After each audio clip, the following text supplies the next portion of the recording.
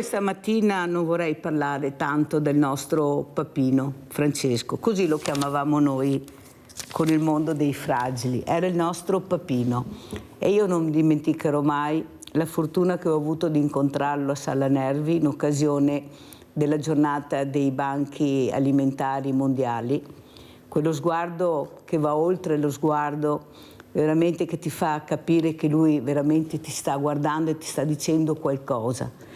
È uno sguardo che, ve l'ho detto ancora, talmente penetrante, per chi l'ha vissuto e l'ha visto come l'ho visto io e sentito, non si può dimenticare, come non dimenticheremo questo grande uomo che ha cercato di rinnovare una chiesa fatta anche di una parte di ricchezza che lui non ammetteva, non voleva, non ne voleva sapere.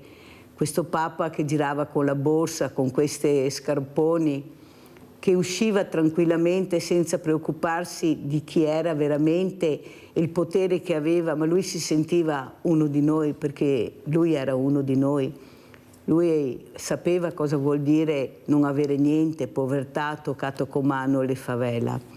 E quando uno tocca con mano queste realtà è difficile che poi si metta le pantofole rosse e la croce d'oro. Lui girava con un'altra croce, però lui se l'è portata questa croce. E io penso che i grandi della terra, se volessero veramente dare rispetto a questa figura così importante che hanno avuto la fortuna di conoscere, dovrebbero smetterla con le guerre. Ecco, forse sarebbe questo il riconoscimento che lui ha cercato di dire, di fare contro la guerra, contro il riarmo. Ecco, se veramente vogliono partecipare a questi funerali solenni, che ci saranno solenni ma anche poveri, dovranno smettere di fare le guerre. Penso che andare a un funerale di un Papa che ha cercato in tutte le maniere di parlare solo di pace e non di guerra, ecco, sia proprio un oltraggio, a mio avviso, a questo enorme uomo che ha cercato di far capire che il mondo è di tutti e non solo di qualcuno. Perciò io starò in silenzio questa mattina, non farò vedere immagini, non farò vedere niente, che penso che qualcuno e anche noi dobbiamo riflettere su quello che ci ha lasciato o ha cercato di lasciarci. Saluto tantissimo Nicola Fantuzzi, sindaco di San Polo di Piave, grazie sindaco di essere con noi. Buongiorno Mirella e buongiorno e buona Pasqua a tutti i telespettatori. Grazie, saluto anche la professoressa Alessandra Andrisani, direttrice di una cosa molto importante perché parleremo della fertilità, poi lei si presenterà, è un tema particolare, un tema delicato che dobbiamo ascoltare, chi se ne intende, chi ha studiato questo, chi sa cosa vuol dire questa parola molto abusata tante volte, anche strumentalizzata, professoressa. Penso che sia tempo invece di capire l'importanza di questa parola in un momento dove la denatalità si fa sentire in maniera incredibile, dove molte donne decidono di diventare madri a 40 anni. C'è un cambio proprio epocale. Allora partirei proprio da lei, professoressa Andrisani. Com'è la situazione? Andiamo nello spazio, però certi temi facciamo ancora fatica a toccarli e a capirli, sono ancora tabù. Prego, professoressa. Sì, buongiorno Mirella, buongiorno a tutti, grazie per l'invito che è sempre un grande piacere, un grande onore. Sì, come dicevi, oggi il problema della fertilità è un grosso problema perché soprattutto nel nostro paese stiamo vivendo, come tu hai ben detto, un momento di grande e di grave denatalità. Pensa che negli anni 60 ogni donna italiana faceva circa due figli e mezzo, è brutto dirsi così, però insomma per ogni donna italiana nascevano 2,5 figli. Oggi per ogni donna italiana nasce poco più di un figlio, quindi capite come la natalità nel nostro paese è calata in maniera drammatica. E purtroppo per molti non è una scelta in realtà, ma è la conseguenza di scelte poco ponderate, in particolar modo, come correttamente hai detto, l'idea che siamo forse eterni e che possiamo fare i figli a qualunque età, un'idea che ci viene data dalla nostra società ma che purtroppo biologicamente non è corretta, perché la fertilità è strettamente correlata con la nostra età. Molto importante, professoressa, quello che ha detto, ma soprattutto capire anche, tu vuoi diventare madre, ma tuo figlio, quando nascerà, avrà piacere di avere una mamma non più giovane, una mamma diversa dal mondo che lui vivrà, Ma l'abbiamo provato tutti. Io mi ricordo una volta a 29 anni, se una non era sposata era già una zitella per noi bambini, era una vecchia. Il mondo è cambiato, ma non più di tanto, a mio avviso, professoressa. Forse questi bambini, questi ragazzini che a volte vediamo anche comportarsi in maniera non adeguata, forse hanno bisogno di avere veramente un genitore, indipendentemente da papà o mamma, ma che sia un genitore. Perché noi abbiamo vissuto l'era è mio fratello, è come fosse mio fratello e mia sorella, invece di mia mamma, mio papà. Capisci bene che un bambino che cresce col fratello e con la sorella e sente poco la parola mamma o papà è diverso. Il mondo che si evolve, ma il genitore non è adeguato. Ecco, che consiglio darebbe, indipendentemente anche della scienza, della ricerca, che hanno fatto veramente dei passi da gigante della tecnologia. Professoressa Andresani. Ma io credo che sia comunque importante fare i figli in un'età in cui siamo in grado di farli, siamo in grado di crescerli, abbiamo la forza, no? L'energia per poterlo fare, e chiunque di noi abbia dei figli sa quanta energia ci vuole a crescere, ad educare un figlio, che è un mestiere che dura per anni fondamentalmente, quindi bisognerebbe un po' ritornare a riflettere su questo, perché purtroppo viviamo in una società che ci impone dei ritmi che non sono più i ritmi fisiologici. Non è corretto che una donna che vuole comunque realizzarsi anche in altri ambiti che non siano solo quello familiare ma anche lavorativo debba o rinunciare a diventare mamma oppure trovarsi costretta a diventare mamma in un'età in cui tutto sommato non sarebbe più così giusto, nel senso che, ripeto, non lo è per i figli, non lo è neanche per i genitori, perché si fa più fatica a goderci questi figli, a stare con loro, a dargli quei principi che richiedono comunque impegno e fatica quotidiana che andrebbero dati chiaramente ai nostri ragazzi. Allora sentiamo anche cosa ne pensa Nicola Fantuzzi, sindaco di San Polo di Piave. Lui di figli invece quanti ne ha? 4, 5? No, magari ancora uno. Ancora uno, niente, però... ancora è fermo a uno, niente, esatto. Bisogna che si dia da fare sto sindaco. Allora sindaco, come commenta le parole e l'importanza anche di comunicare poi con queste famiglie, con questi ragazzi, perché voi siete i primi che intervengono anche in casi difficili ma anche in casi meno difficili, prego. Allora, giustamente Mirella hai fatto un passaggio legato proprio all'essere genitore, che c'entra un po' il problema del tempo d'oggi. Purtroppo il motivo non so dire quale possa essere di preciso, però ci troviamo di fronte a un sistema familiare che non è il sistema familiare di 15, 20, 30 anni fa, è un sistema familiare più fragile e probabilmente questo, anche l'essere genitori in un sistema familiare più fragile, diventa più complicato. Oggi la società ti porta ad esprimerti come individuo, no? Tu devi realizzarti, devi trovare l'indipendenza, devi realizzare te stesso, e probabilmente questo fa perdere quello che è invece l'insieme, cioè una famiglia. In un sistema familiare ognuno ha i suoi compiti, i nonni hanno i loro compiti, i genitori e gli zii hanno i loro compiti, ognuno ha il loro compito. Invece viviamo anche la famiglia subisce purtroppo il tema dell'individualismo, no? Ognuno pensa un po' per sé, ognuno pensa alla sua carriera, al suo percorso, alle sue cose. Questo poi cosa porta? Che i figli mancano di figure autorevoli, mancano di persone, tra virgolette, che possono essere effettivamente quei punti di riferimento nella loro vita, nella loro crescita. E allora cosa si fa? Si delega lo psicologo a crescere il figlio, perché adesso va di moda, questo ne parlavo proprio anche con il dottor Casteller, che spesso anche viene alle trasmissioni e parla di questo problema. Appunto, tante volte adesso il tema è: prendo lo psicologo e delego a lui la crescita di mio figlio. In realtà appunto il problema va visto proprio sulle famiglie e va riportato il sistema familiare al centro della nostra società, ma questo vale anche poi per gli anziani, per tutte le persone fragili, perché ci troviamo, più andiamo avanti, più ci troveremo che le persone fragili, le persone anziane, disabili, eccetera, hanno sistemi familiari che non reggono e sempre di più dopo diventano a carico della società. E come reagisce la società, come reagisce anche il pubblico a questi bisogni?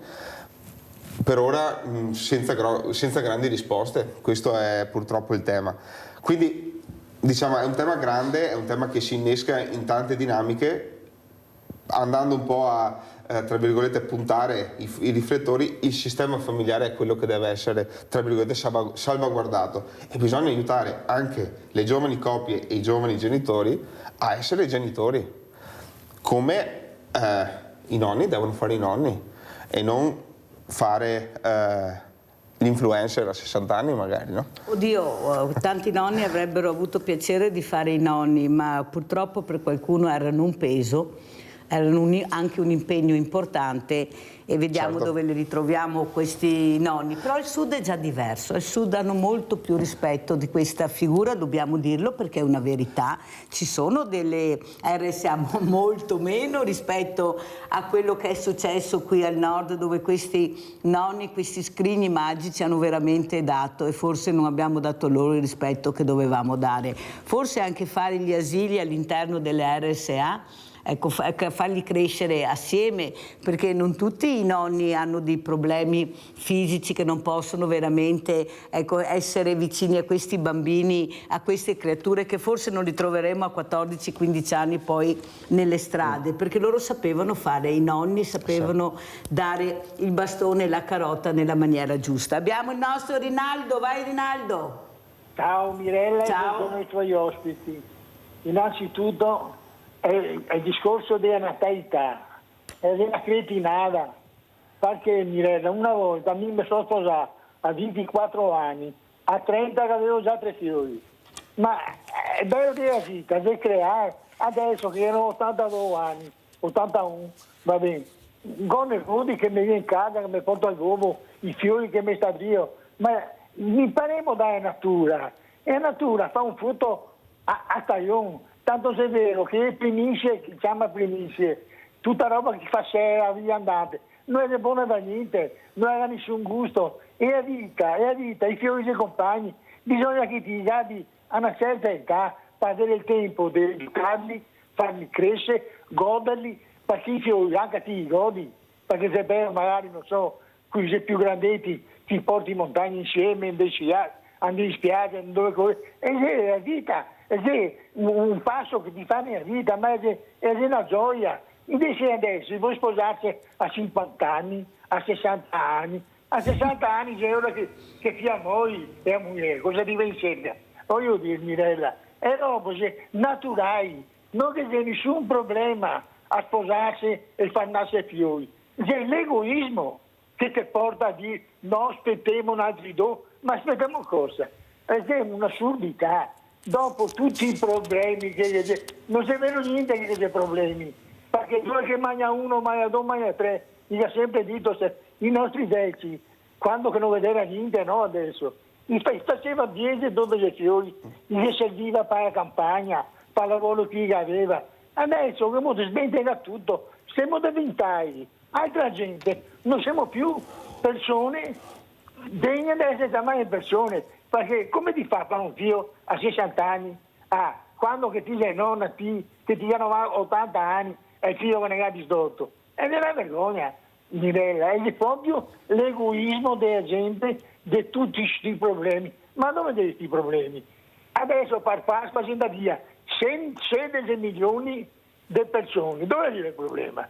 A dare la mano a un figlio?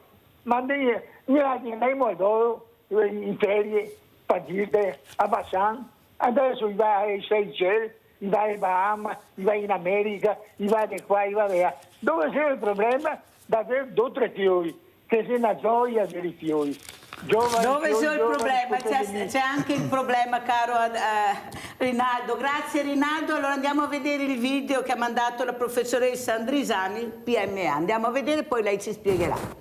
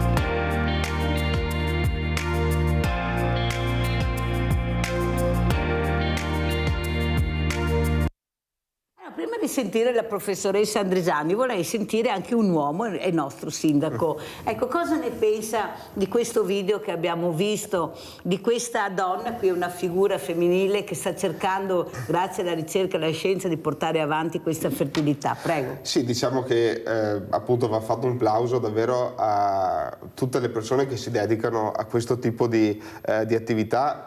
Al giorno d'oggi purtroppo per i problemi che ci sono anche legati proprio alla fertilità sia dell'uomo che della donna, avere la possibilità di appoggiarsi a una ricerca, a una tecnologia di questo tipo, ecco che ti aiuta davvero ad affrontare anche le problematiche. Diciamo che anche in una coppia ci sono purtroppo e sono all'ordine del giorno, quello della difficoltà ad avere figli, ecco che ti aiuta ad affrontarle in maniera, tra virgolette, più serena e comunque con delle convinzioni appunto che ci sono delle soluzioni oltre che per poter avere un figlio in maniera naturale. Quindi ritengo che questo percorso, questo passaggio che viene fatto da parte della ricerca anche delle nostre aziende sanitarie sia davvero importante e mi auguro, ecco, che sempre di più si possa arrivare a una tecnologia che aiuti e che comunque veda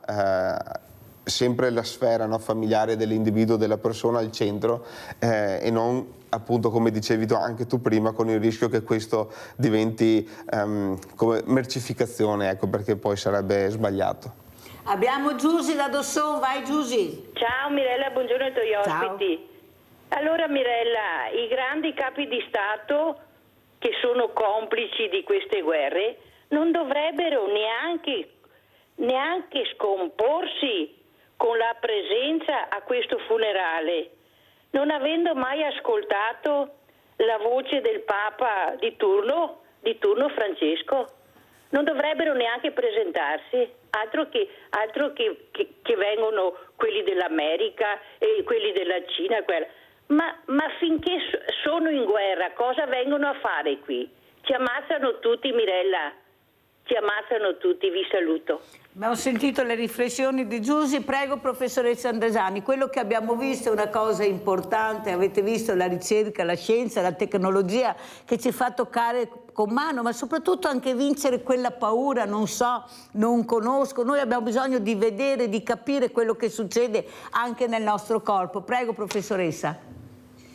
Allora, diciamo che io ho voluto mostrare questo video che è stato un po' rappresentativo della nostra attività anche di formazione e di informazione anche sul personale medico, perché chiaramente primi fra tutti gli esperti, no, devono diventare coloro che lavorano in quest'ambito e comunque il personale sanitario. Ma oggi, come diceva giustamente il sindaco, ci sono due ordini di ragionamento. Intanto una cosa fondamentale, l'infertilità è una malattia che non deve perdere la sua dignità come malattia, quindi come qualcosa che al pari di tutte le malattie ha il diritto, e chi ne soffre ha il diritto di essere curato, perché molte volte nella nostra cultura, nella nostra mentalità, l'infertilità rappresenta quasi un capriccio di chi si incaponisce a voler avere figli non potendone avere. È vero che dall'altro lato è una di quelle poche malattie in cui a livello sociale, culturale, di conoscenza non si fa prevenzione, ma si aspetta di ammalarsi prima di intervenire, e questa è una cosa che andrebbe corretta, perché è vero, c'è la fecondazione in vitro, i passaggi che avete visto nel filmato sono passaggi di formazione e poi di pratica appunto sulla fecondazione in vitro, e la fecondazione in vitro è una cura, forse la più importante cura dell'infertilità, ma la fecondazione in vitro non è in grado è in grado di curare la malattia, non è in grado di aggirare i limiti della biologia, quindi non dobbiamo arrivare a 40 anni e pensare che tanto ci sarà la fecondazione in vitro a correggere qualcosa che probabilmente si poteva fare prima. Bisogna che le persone comincino a capire il rapporto molto molto stretto che c'è tra l'età e la fertilità. Quando l'età avanza purtroppo la fertilità diminuisce, e questa è biologia, non è malattia. Ci sono tante malattie invece che portano ad infertilità, e su queste si può intervenire, e noi possiamo intervenire e curare questi pazienti dando loro la possibilità, la gioia immensa chiaramente di diventare genitori. Allora, io ho avuto ospiti medici no FAS, medici per l'ambiente, con i genitori anche di questi ragazzi, dove è stato fatto un test, professoressa Andresani, sui ragazzi, sui diciottenni, e sono molto preoccupati perché sembra che gli organi genitali maschili non crescano nella maniera adeguata. Stanno facendo questo studio importante, però capite bene che abbiamo ancora un problema, che è l'inquinamento. Cosa ne pensa, professoressa Andresani, lei che sa di cosa si parla? Se ne parla forse anche molto poco, è vero, non è vero? A che punto sono? Io li vedo poche volte nelle trasmissioni, questi medici invece che stanno veramente cercando di far capire l'importanza di fare determinati esami, la prevenzione soprattutto. Prego, professoressa. La prevenzione è fondamentale in tutti gli ambiti della medicina e della sanità e della sicurezza personale. È chiaro che purtroppo viviamo in un mondo sempre più inquinato, dall'inquinamento diciamo alimentare a quello ambientale, a quello che può essere anche l'utilizzo costante e rutinario dei telefonini, che anch'essi sono ovviamente una fonte di inquinamento che può impattare negativamente su tanti ambiti della salute e sicuramente anche sulla fertilità. Sicuramente oggi abbiamo la possibilità, perché la medicina ci dà la possibilità, ci aiuta a poter prevenire, e prevenire può significare anche non dover intervenire poi con le cure, quindi da quelli che sono oramai tanto anche stressati, se vogliamo, stili di vita sani che sono stressati però non vengono applicati sufficientemente dalla popolazione, un'alimentazione più adeguata, più equilibrata, più ricca di frutta, di verdura, il ridurre per esempio da parte dei nostri giovani il consumo di fumo da sigaretta, sia essa elettronica o no, perché oggi c'è anche questa così inadeguato pensiero che tanto se non fumo la sigaretta classica ma fumo l'Aicos non sto fumando. Non è vero, oggi si stanno vedendo i primi studi che ci dimostrano come anche queste nuove sigarette elettroniche portano ad un inquinamento e portano chiaramente ad un danno alla salute. È aumentato da parte dei nostri giovani in età sempre più precoce l'utilizzo di alcolici e superalcolici. Tutte queste sono condizioni su cui si dovrebbe intervenire, e come diceva il sindaco prima, chi deve intervenire in primis è la famiglia. Bisogna star dietro a questi ragazzi, capire cosa fanno quando non sono con noi e comunque cercare di inculcare loro dei principi che gli facciano capire che se preservano la loro salute, i primi chiaramente a godere di questo beneficio, di questa preservazione, saranno proprio loro. Senta, professoressa Andresani, secondo lei la scuola fa abbastanza per un'informazione corretta anche sulla sessualità? Perché io ho avuto proprio una sessuologa in ospite tempo fa e lei ha detto che una volta si parlava molto di più, adesso si fa quasi niente, e questi ragazzi credono di sapere tutto a 14 anni e non sanno niente sul sesso. Secondo lei dovrebbe essere una specie di educazione civica anche questa informazione, dove questi bambini, il corpo umano quasi quasi per qualcuno è diventato un oggetto, non più un oggetto di piacere che poi finisce tutto. Secondo lei, ecco, come si potrebbe fare? Perché, vedi, io ho il problema che dico, ma se io non sono fortunato ad essere nato su una famiglia con 2 genitori che si chiamino così, chi è che deve informarmi, capire anche le mie curiosità, delle volte anche nascoste, ma che avrei il piacere di sapere? Non a caso guardate dove vanno a vedere nei social, cosa guardano, cosa li attira. Andiamo a vedere veramente, perché i ragazzi i messaggi li danno, non è che non ce li diano. Prego, professoressa. Io credo che l'ambito della sessualità abbia sempre attirato i ragazzi, soprattutto in età adolescenziale, quando cominciano a crescere e svilupparsi, è fisiologico. Solo che ai nostri tempi informarsi, se vogliamo, era più complesso. Oggi forse è troppo semplice nel senso che molte volte non è corretto. I messaggi che passano attraverso i social sono appunto messaggi tutt'altro che adeguati, tutt'altro che corretti, e che spesso vengono mal interpretati come conseguenza del fatto che questi ragazzi non hanno dei dati oggettivi. L'educazione sessuale si è sempre fatta nelle scuole, io credo che si sia sempre fatta relativamente poco, però dobbiamo anche capire una cosa, che viviamo in un'epoca in cui non è facile nemmeno per la scuola poter proporre questo tipo di percorsi, perché molto spesso trovano un riscontro negativo, soprattutto da parte dei genitori e delle famiglie, che non hanno piacere che si parli di certi argomenti a scuola. Devo dire che questa sensazione di necessità è una sensazione che anche noi che lavoriamo in ambito universitario abbiamo percepito oramai da diversi anni, tant'è che l'università ha oggi, a parte le due missioni classiche, quello della ricerca e quello della formazione, ha una missione che si chiama terza missione, che è proprio quella della divulgazione, e che a Padova, per esempio, è stato il nostro dipartimento ha vinto un bando che proprio ha come tema tutela della salute globale, ma fa parte di questo tema un sottotema che è quello della salute riproduttiva, per cui ciascuno di noi si sta spendendo per andare nelle scuole e comunque diciamo presso così degli ambienti pubblici per poter dare informazioni proprio che riguardino la sessualità, perché è estremamente importante che questo strumento venga utilizzato dai giovani, però avendo delle conoscenze di base che garantiscano la loro salute.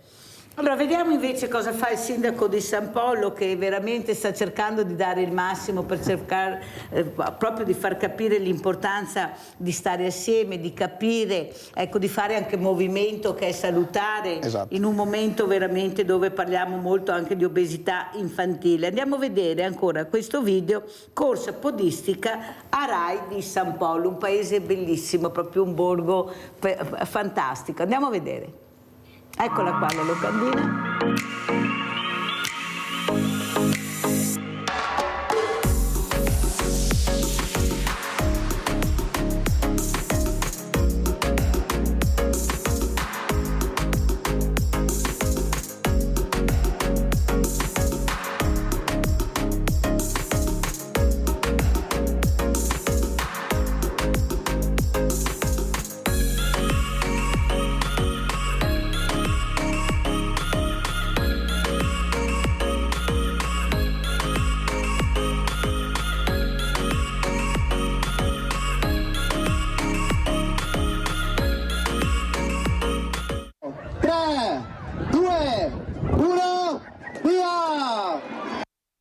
Andiamo a vedere anche questa pedalata in campagna invece a San Giorgio di San Polo. Andiamo a vedere.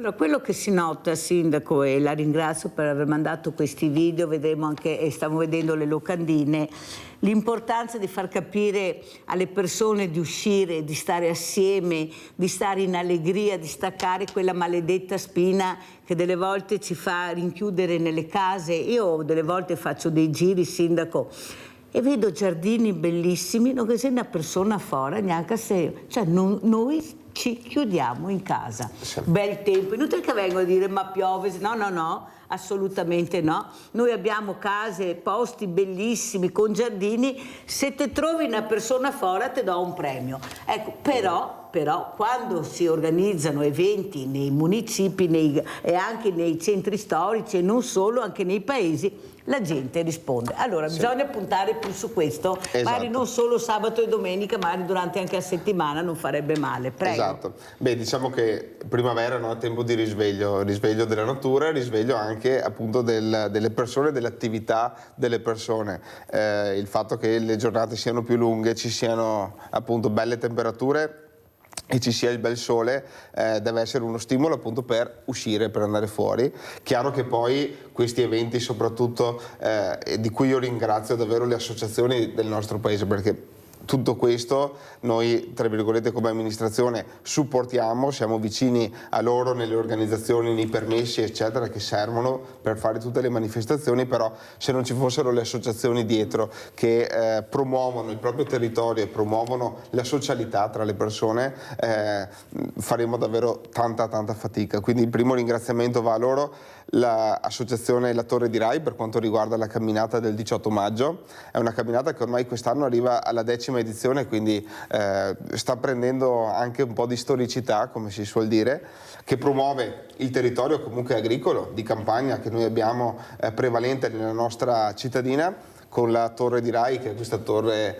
particolare che erge praticamente, no, sopra questa collinetta nel territorio di Rai. 3 percorsi da poter affrontare sia in maniera, tra virgolette, chi vuole in maniera più, tra virgolette, professionale, oppure in maniera anche più ludica, quindi con passeggini, con carrozzine. Anche abbiamo tante associazioni anche che vengono proprio ad affrontare questa giornata proprio per portare fuori anche disabili, per portare fuori persone che hanno bisogno di sentirsi vive anche attraverso queste iniziative con altre persone.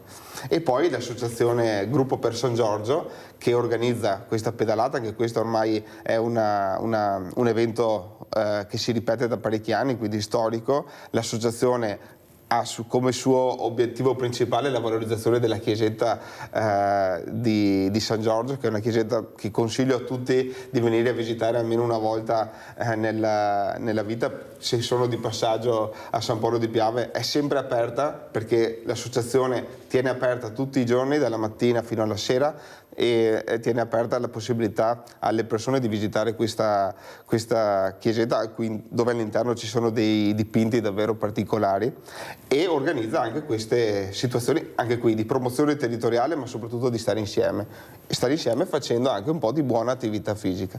Però bisogna che qualcuno li prenda per mano queste persone, proprio perché l'aggregazione avviene dove c'è la sagra, dove c'è un momento di condivisione.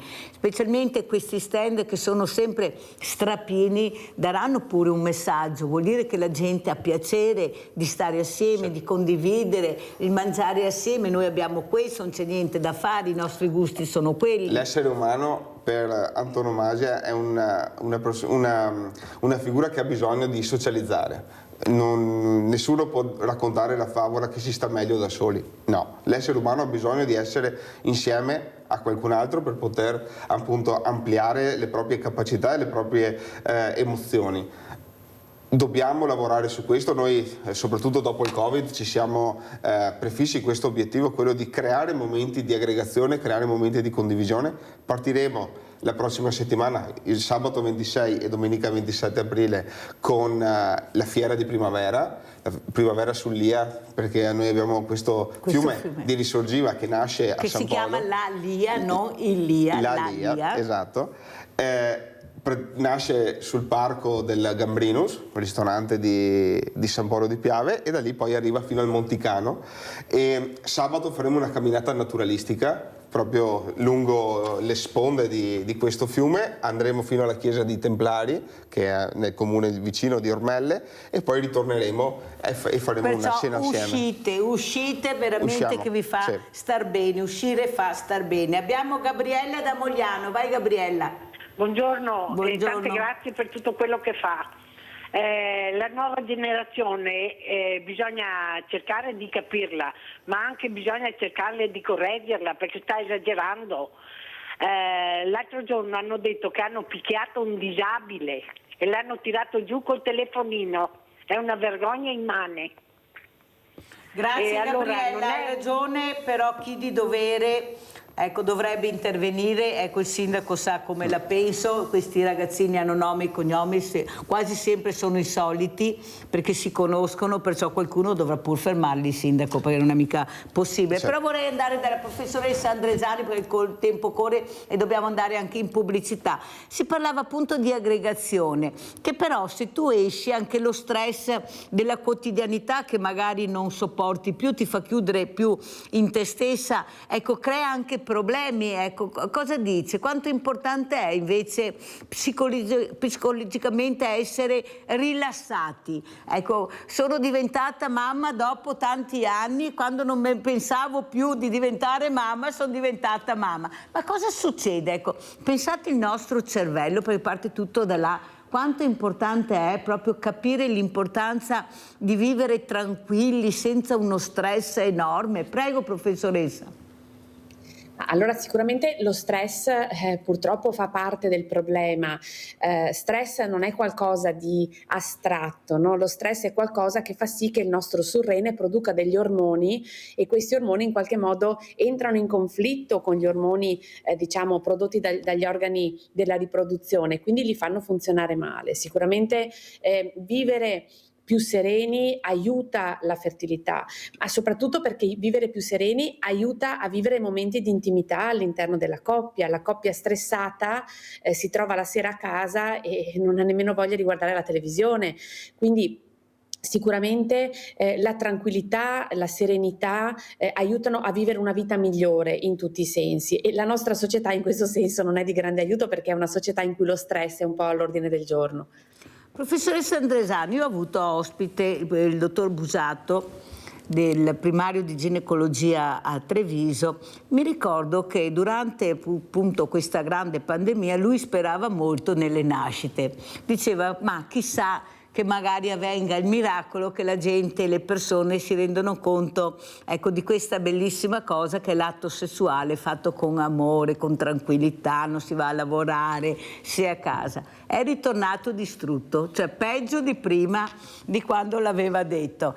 Cioè, secondo lei, professoressa, cosa c'è nella coppia che non funziona più come una volta? Eppure una volta si parlava delle generazioni passate, poveretti di stress ne subivano non so quanto al giorno, perché con lavori pesantissimi, non avevano la tecnologia che c'è adesso, mangiavano pochissimo. Eppure c'era un'altra realtà, c'era la coppia che funzionava. Adesso hanno tutto e non funziona più niente. Professoressa, cosa dice del suo osservatorio importante? Perché alla fine manca quell'anello importante che è l'unione della coppia, proprio nel momento anche particolare, l'atto d'amore che è bellissimo. Prego. Ma sono assolutamente d'accordo. Purtroppo il Covid ha rappresentato un momento di grande disagio ovviamente assoluto da un punto di vista sanitario, ma ha creato grande disagio psicologico nelle persone, le persone che si sono trovate improvvisamente chiuse in casa in un'epoca storica in cui mai si sarebbe pensato che sarebbe potuta venire fuori una pandemia, che non sapevano che cosa sarebbe successo domani. Temo che purtroppo a molto abbiano pensato meno che a fare figli.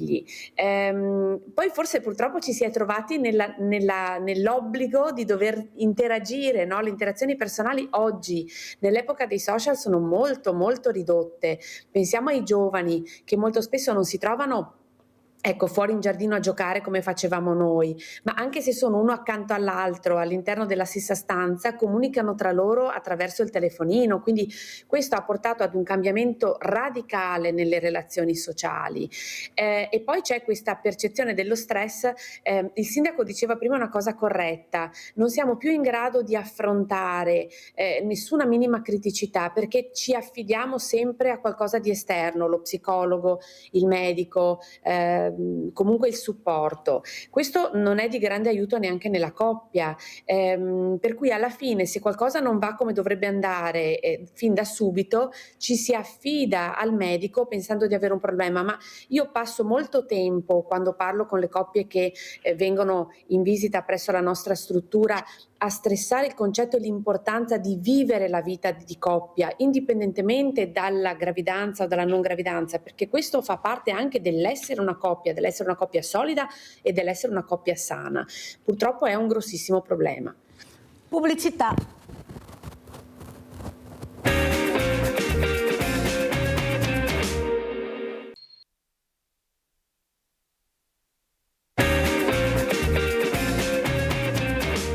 Sentiamo cosa ne pensa il sindaco Nicola Fantuzzi di quello che abbiamo sentito anche dalla professoressa Andresani, dalle telefonate, da quello che ho detto io, la famiglia di una volta, la famiglia rurale, lei le conosce, certo. Queste famiglie che una volta avevano 10-12 figli, è una cosa incredibile.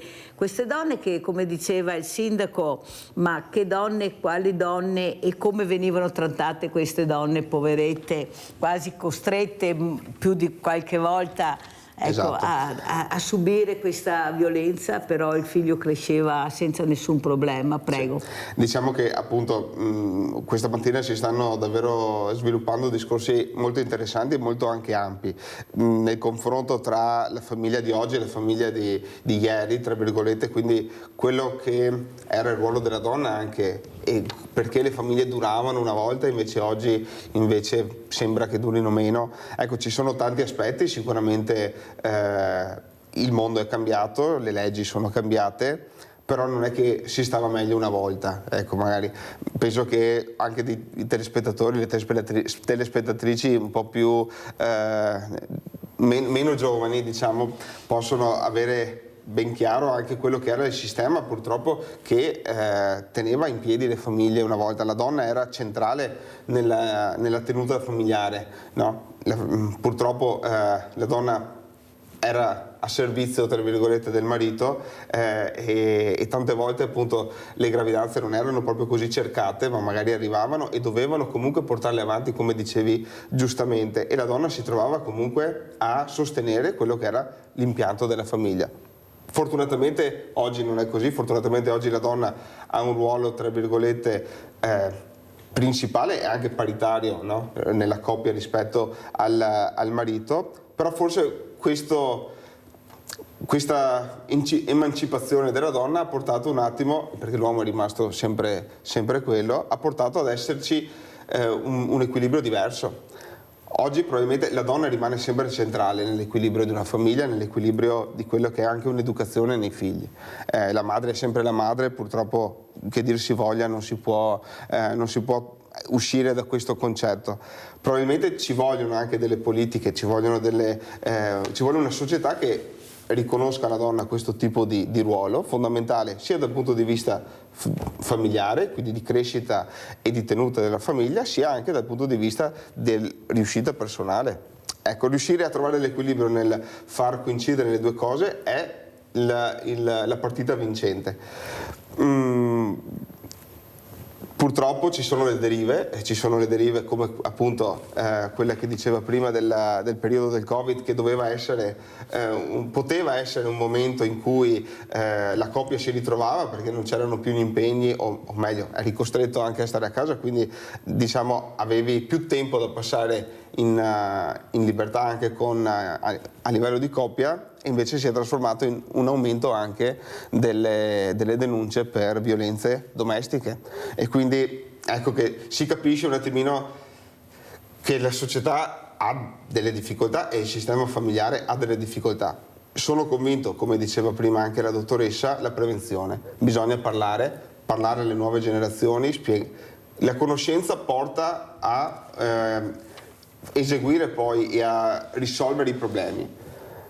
Se non conosci il problema lo affronti con superficialità, lo affronti senza, tra virgolette, avere un'idea chiara di quello che serve. Quindi la prevenzione e il parlare delle dinamiche secondo me sono fondamentali. Non dovrebbe essere anche un ruolo del sindaco, visto che è il sindaco responsabile della salute dei cittadini, informare anche la cittadinanza su quello che avviene anche con la ricerca, con la scienza, con la tecnologia, informare le persone che magari pensano, ma come dice la professoressa, da soli non si può andare in internet, abbiamo bisogno di persone competenti e consapevoli. Ecco, invitare anche queste persone molto importanti che abbiamo, come la professoressa Andresani, a spiegare l'importanza della fertilità o della sterilità. Prego, professoressa.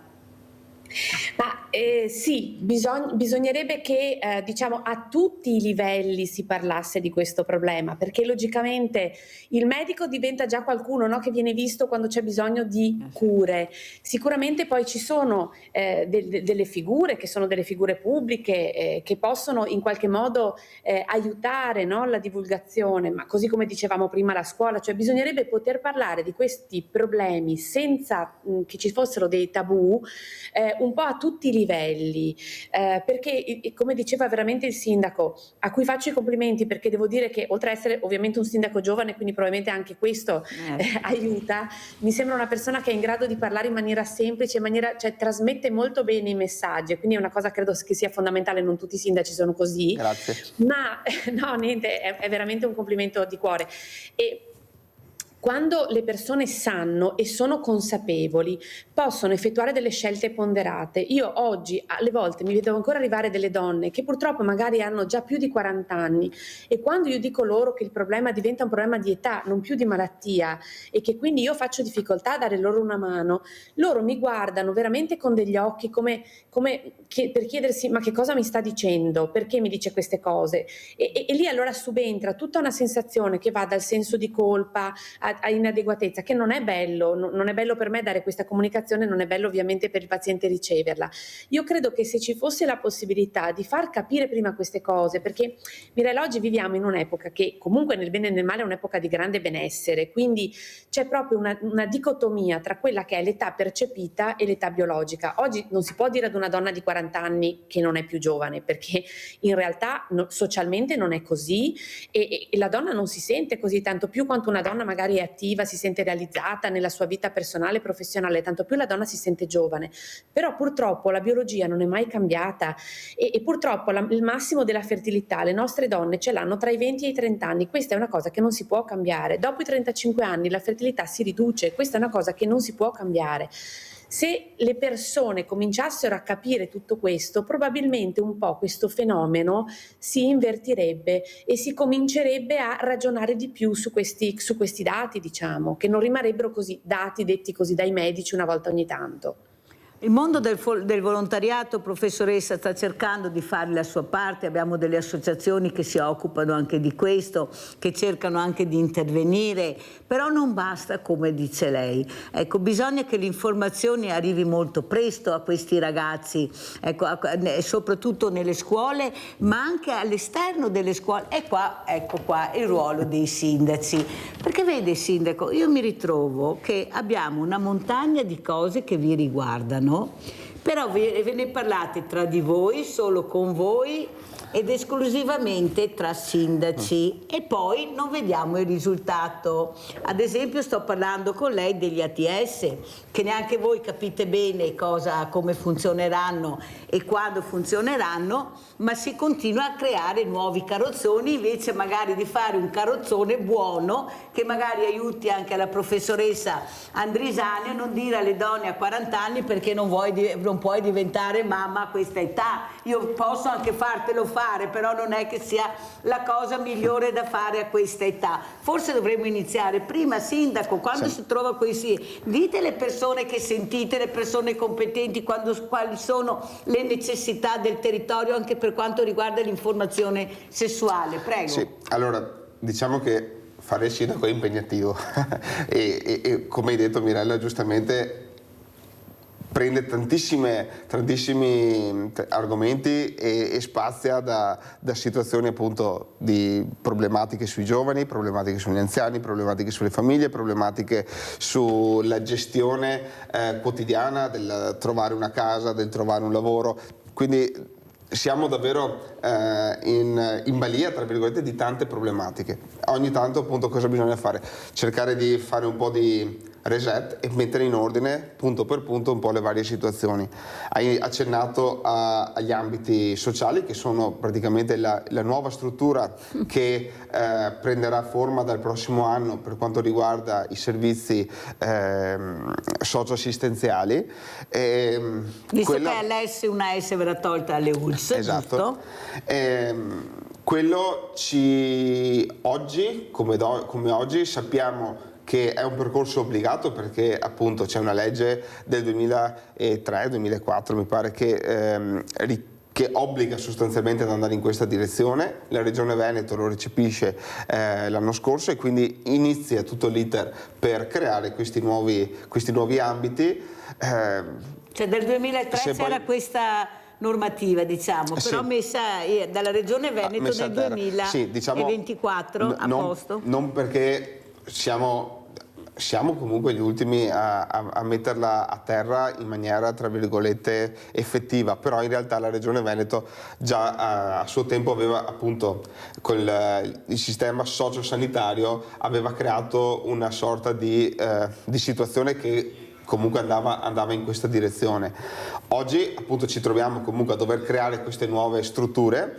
Purtroppo noi sindaci, che poi siamo quelli che ci troviamo ogni giorno ad affrontare i problemi, perché le persone giustamente suonano il campanello del municipio e chiedono al sindaco qual è la situazione, come devono comportarsi in determinate situazioni. Oggi noi non sappiamo ancora come questa struttura opererà nel territorio. Questo è purtroppo il grande problema, e nelle riunioni tra sindaci, come hai detto tu, lo abbiamo sollevato questo problema, lo abbiamo evidenziato, purtroppo forse in troppo pochi ancora, non perché vogliamo, tra virgolette, ostacolare questo percorso, perché purtroppo, come ho detto, siamo tutti obbligati ad andare verso di là, ma noi per primi che dobbiamo attuarlo poi, no, come amministrazioni, dobbiamo essere in grado di spiegarlo ai nostri cittadini, perché se non siamo in grado di spiegarlo noi, cosa gli diciamo? Quando uno viene, un anziano viene da me e mi dice: ma sindaco, ho da fare sta roba qua, come fai? Ho da dire che va a Treviso? No, non posso dirgli va a Treviso, bisogna che la persona, è la prossimità che funziona, quindi il servizio erogato in prossimità di chi ha bisogno, quindi il comune deve poter dare la risposta. Se non so cosa dire alla persona in questione, ecco che mi trovo in grande difficoltà. Questo è il tema che abbiamo sollevato, oltre a un tema anche poi economico. Ma perché siete in pochi su un tema così importante, sindaco? Bella domanda. No, perché veramente, cioè, non ho capito. Cioè, va avanti te che mi viene da ridere, il famoso detto che avevamo. O forse c'è anche poca conoscenza della materia. Torniamo sul tema appunto che abbiamo affrontato questa mattina: conoscere. Quando tu conosci una cosa, la affronti. Se non la conosci, stai là. Sì, però ne paghiamo le conseguenze dopo, ecco, la società che veramente non riesce a capire perché nessuno glielo spiega. Sì. Ecco, e non tutti possono pagare anche determinate cose, perché ormai per conoscere, per capire bisogna pagare, cioè bisogna sempre pagare. Esatto. Invece qualcosa dovreste fare. Ecco, un anche aspetto voi. Che aggiungo al tema, quello affrontato dell'educazione anche sui temi della fertilità eccetera.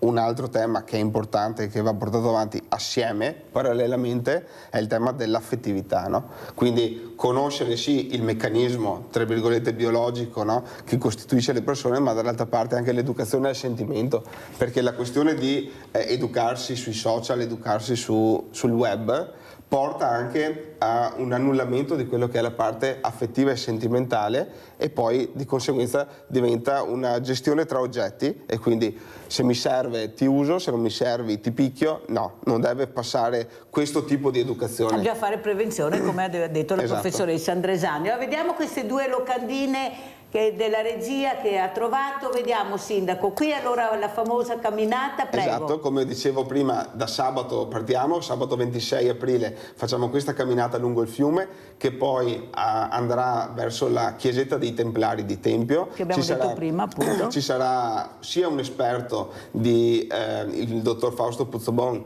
che parlerà di quella che è la flora e la fauna tipica del fiume Lia, e poi avremo il nostro storico Vinicio Cesana, che invece spiegherà la storia della chiesetta dei Templari, e alla sera poi la cena con, chiaramente, a base di asparago, che quella non manca mai, asparago e sciopette, no? Vediamo l'altra locandina. E poi domenica, Eccola appunto, qua. la giornata di fiera praticamente, quindi avremo il paese in festa con le associazioni, con bancarelle, con attività per famiglie, per giovani, per bambini che verranno fatte durante tutto il giorno, quindi passate a trovarci a San Polo di Piave. Invitiamo anche la weekend. professoressa, allora Molto Sindaco cosa dice? molto volentieri, magari anche per approfondire anche determinati temi che sono davvero importanti.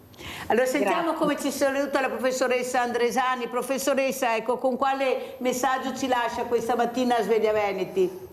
Insomma, io spero che questa giornata insieme a voi sia servita a qualcuno per capire un po' di più riguardo quelli appunto che sono i temi non tanto della fertilità quanto proprio della tutela della salute e del benessere.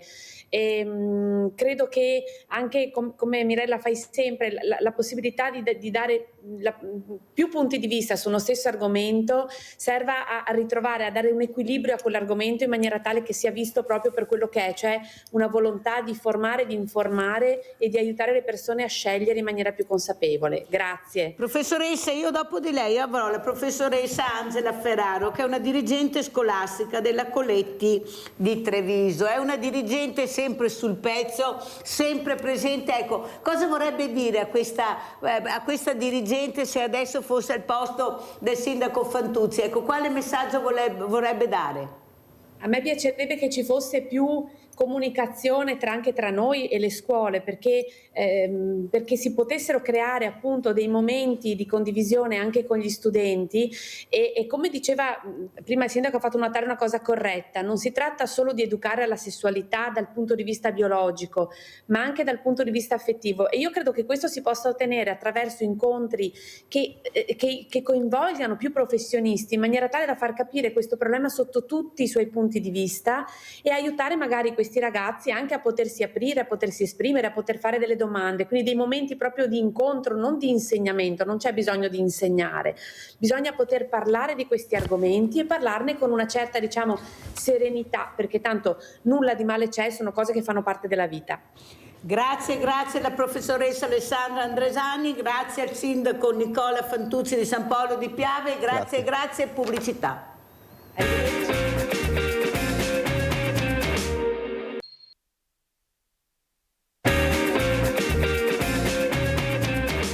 I ragazzi che hanno avuto, per fortuna quest'anno ancora nessuno, in sospensione, vanno per qualche giorno, aiutano i ragazzi svantaggiati o con disabilità, e quello è l'opportunità che hanno per rendersi conto che c'è qualcuno meno fortunato. In cooperativa accanto ai più fragili, al posto di restare a casa se sospesi dalle lezioni, è il patto stretto dall'Istituto Comprensivo 5 Coletti di Treviso e la cooperativa Solidarietà.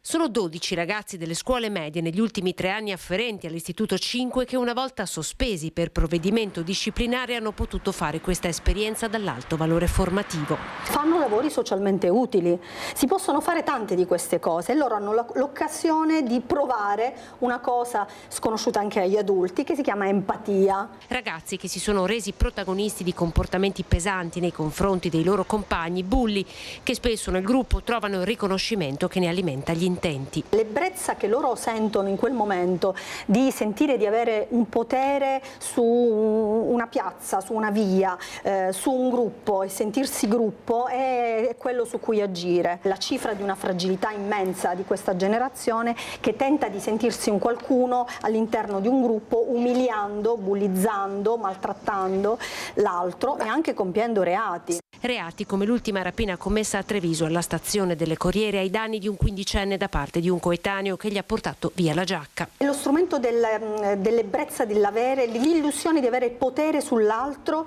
e poi però può esserci anche una sorta di racket di giro di soldi, probabilmente anche per comprarsi la droga. Tra i nuovi progetti che vanno in un'ottica di lotta al bullismo, Ferraro ripropone per il 2° anno consecutivo il corso di difesa personale e lancia l'ultimo accordo stretto con il Treviso Calcio e l'Indomita 21. Partirà un laboratorio di calcio nel campo di calcio vicino alla scuola media e verrà messo in palio dalla società anche l'opportunità di avere 2 abbonamenti per la prossima stagione, però è collegato al discorso del comportamento per il ragazzo sportivo che però avrà il voto in condotta più elevato.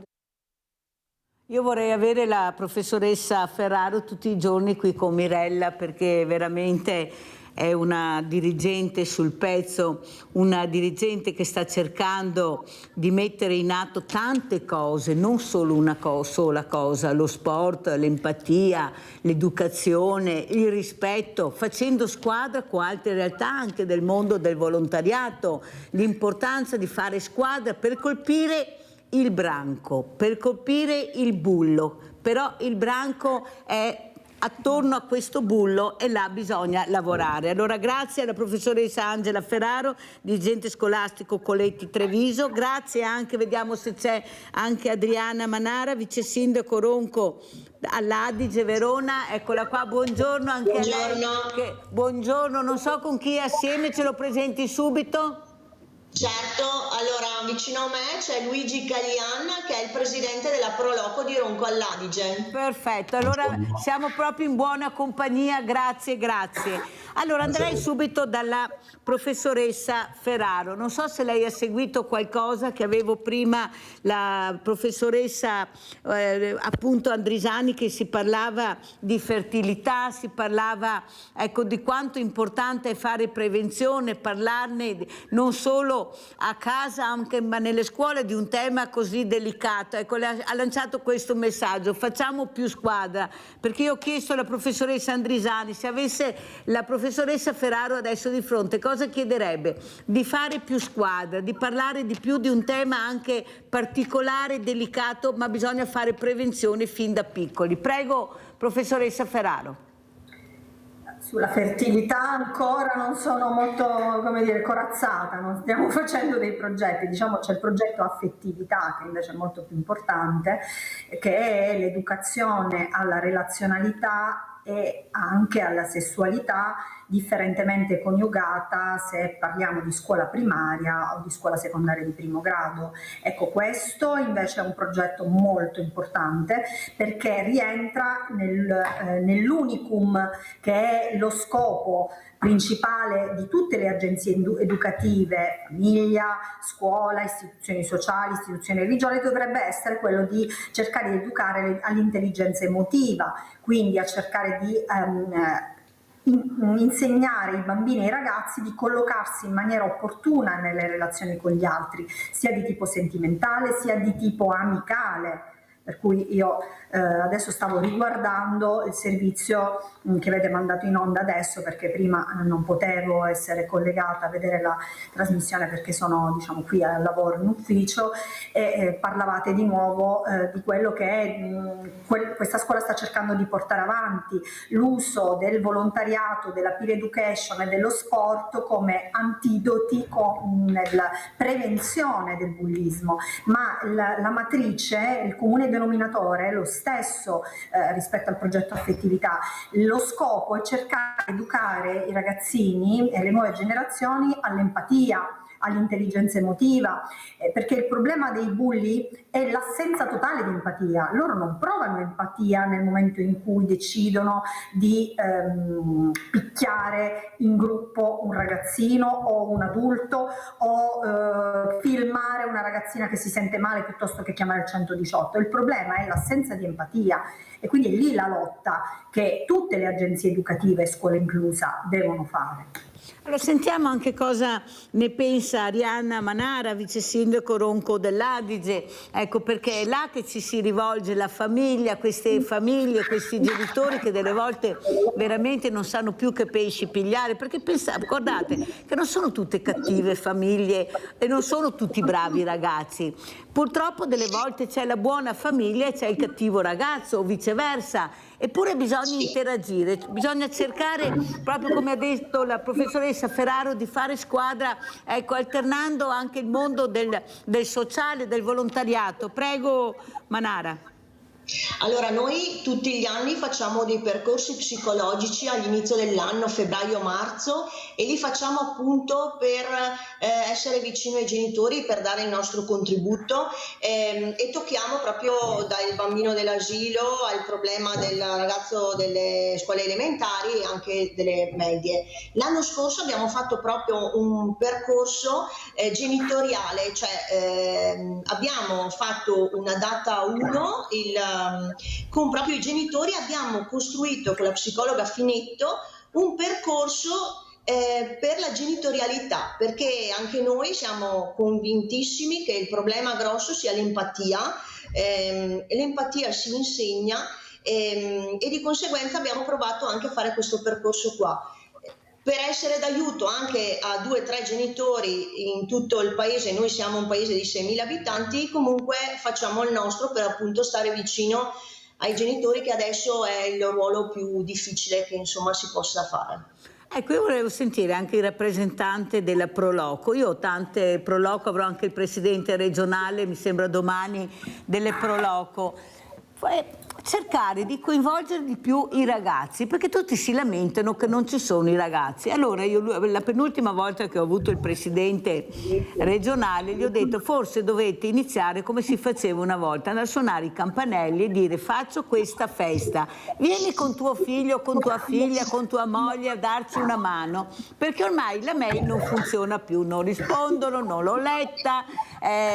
Forse ritornare a suonare il campanello, e voglio sentire proprio domani cosa mi dice, perché mi ha detto: Mirella ha ragione, forse dovremmo iniziare a fare un passo indietro e fare quello che si faceva una volta, suonare i campanelli e vedere se riusciremo a trovare queste persone, perché io sono dell'idea che sono diventati pigri, non hanno più voglia di uscire, mammi no vo combatta, va avanti ti che mi viene da rida, come ho detto prima, sono i famosi nostri detti veneti, non so se li conosce la professoressa Ferraro, ma penso di sì.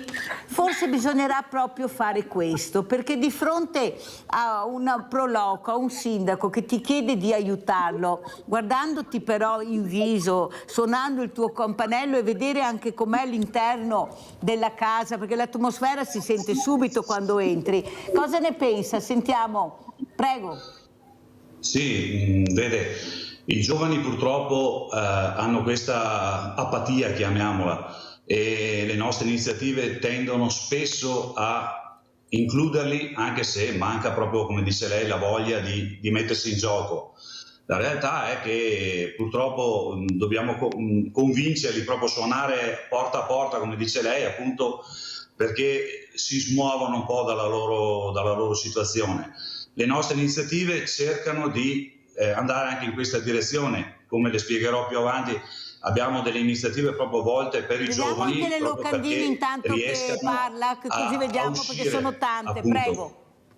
Prego. Scusi, la sento poco. No, ho detto di mandare le locandine perché sono tante, così intanto che voi parlate si vedono, prego.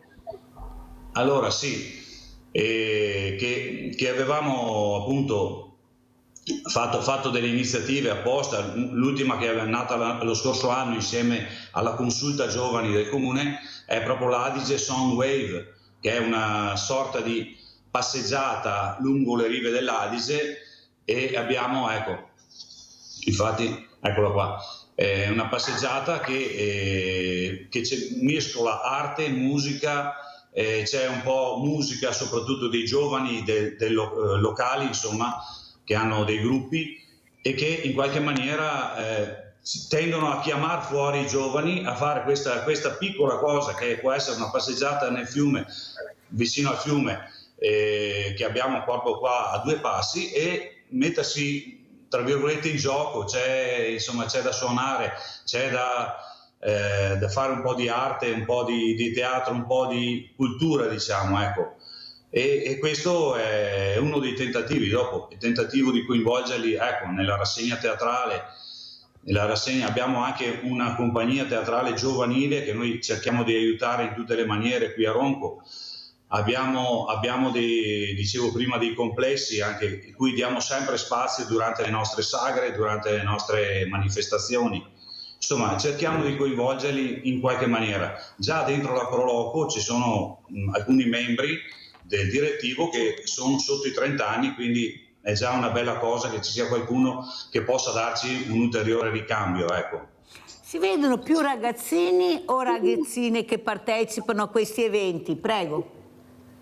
Oddio, più o meno siamo lì, là. dai. Beh, già una bella cosa, già una bella cosa, perché fa capire che se tu rompi il ghiaccio loro rispondono, e il problema è di rompere il ghiaccio. Poi quando hai rotto il ghiaccio c'è il famoso passaparola, vero? Che si passano tra di loro, che noi non conosciamo e non riusciamo a capire, però loro lo fanno a nostra insaputa e poi vediamo i risultati. Se seminiamo bene raccogliamo bene, però non bisogna seminare vento per poi raccogliere tempesta. Cosa dice? Sentiamo il vice sindaco.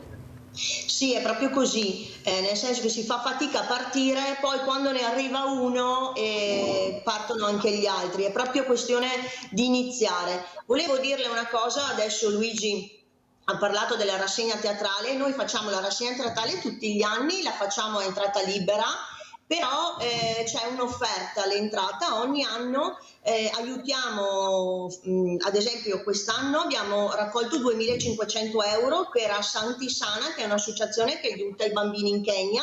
L'anno scorso abbiamo dato i soldi a Famiglie in Rete, che è una organizzazione che c'è qua in paese e che aiuta, sono famiglie che aiutano le famiglie, e l'anno prima invece l'avevamo data all'associazione Cuore Blu per i bambini autistici, ecco, per cui cerchiamo di fare volontariato anche con la rassegna teatrale. Che è molto importante per loro, e vedo che funzionano bene. Se fate veramente con persone competenti, ecco, i risultati li vediamo, non c'è niente da fare, però ognuno il suo lavoro, questa è la verità. Non è che tutto il mondo del volontariato possa fare tutto, ognuno deve scegliere un settore e fare quel settore del quale si occupa, perché hanno fatto un minestrone che non riusciamo neppure a capire chi siamo, quanti siamo, cosa facciamo, perché siamo in tanti, tutti facciamo tutto e alla fine non riusciamo a trovare i numeri che ci diano ragione, perché la solitudine regna sovrana sia nel mondo giovanile che nel mondo diversamente giovani. Eppure qualcosa si sta cercando di fare, andiamo a vedere, però è una domanda che poi farò alla professoressa Coletti, andiamo a vedere, era il 7 settembre del 2024, vandali a scuola Coletti, e poi sentiremo cosa ci racconta la professoressa. Un materassino, 2 chiavi dei bagni sparite e danneggiamento della macchinetta del caffè.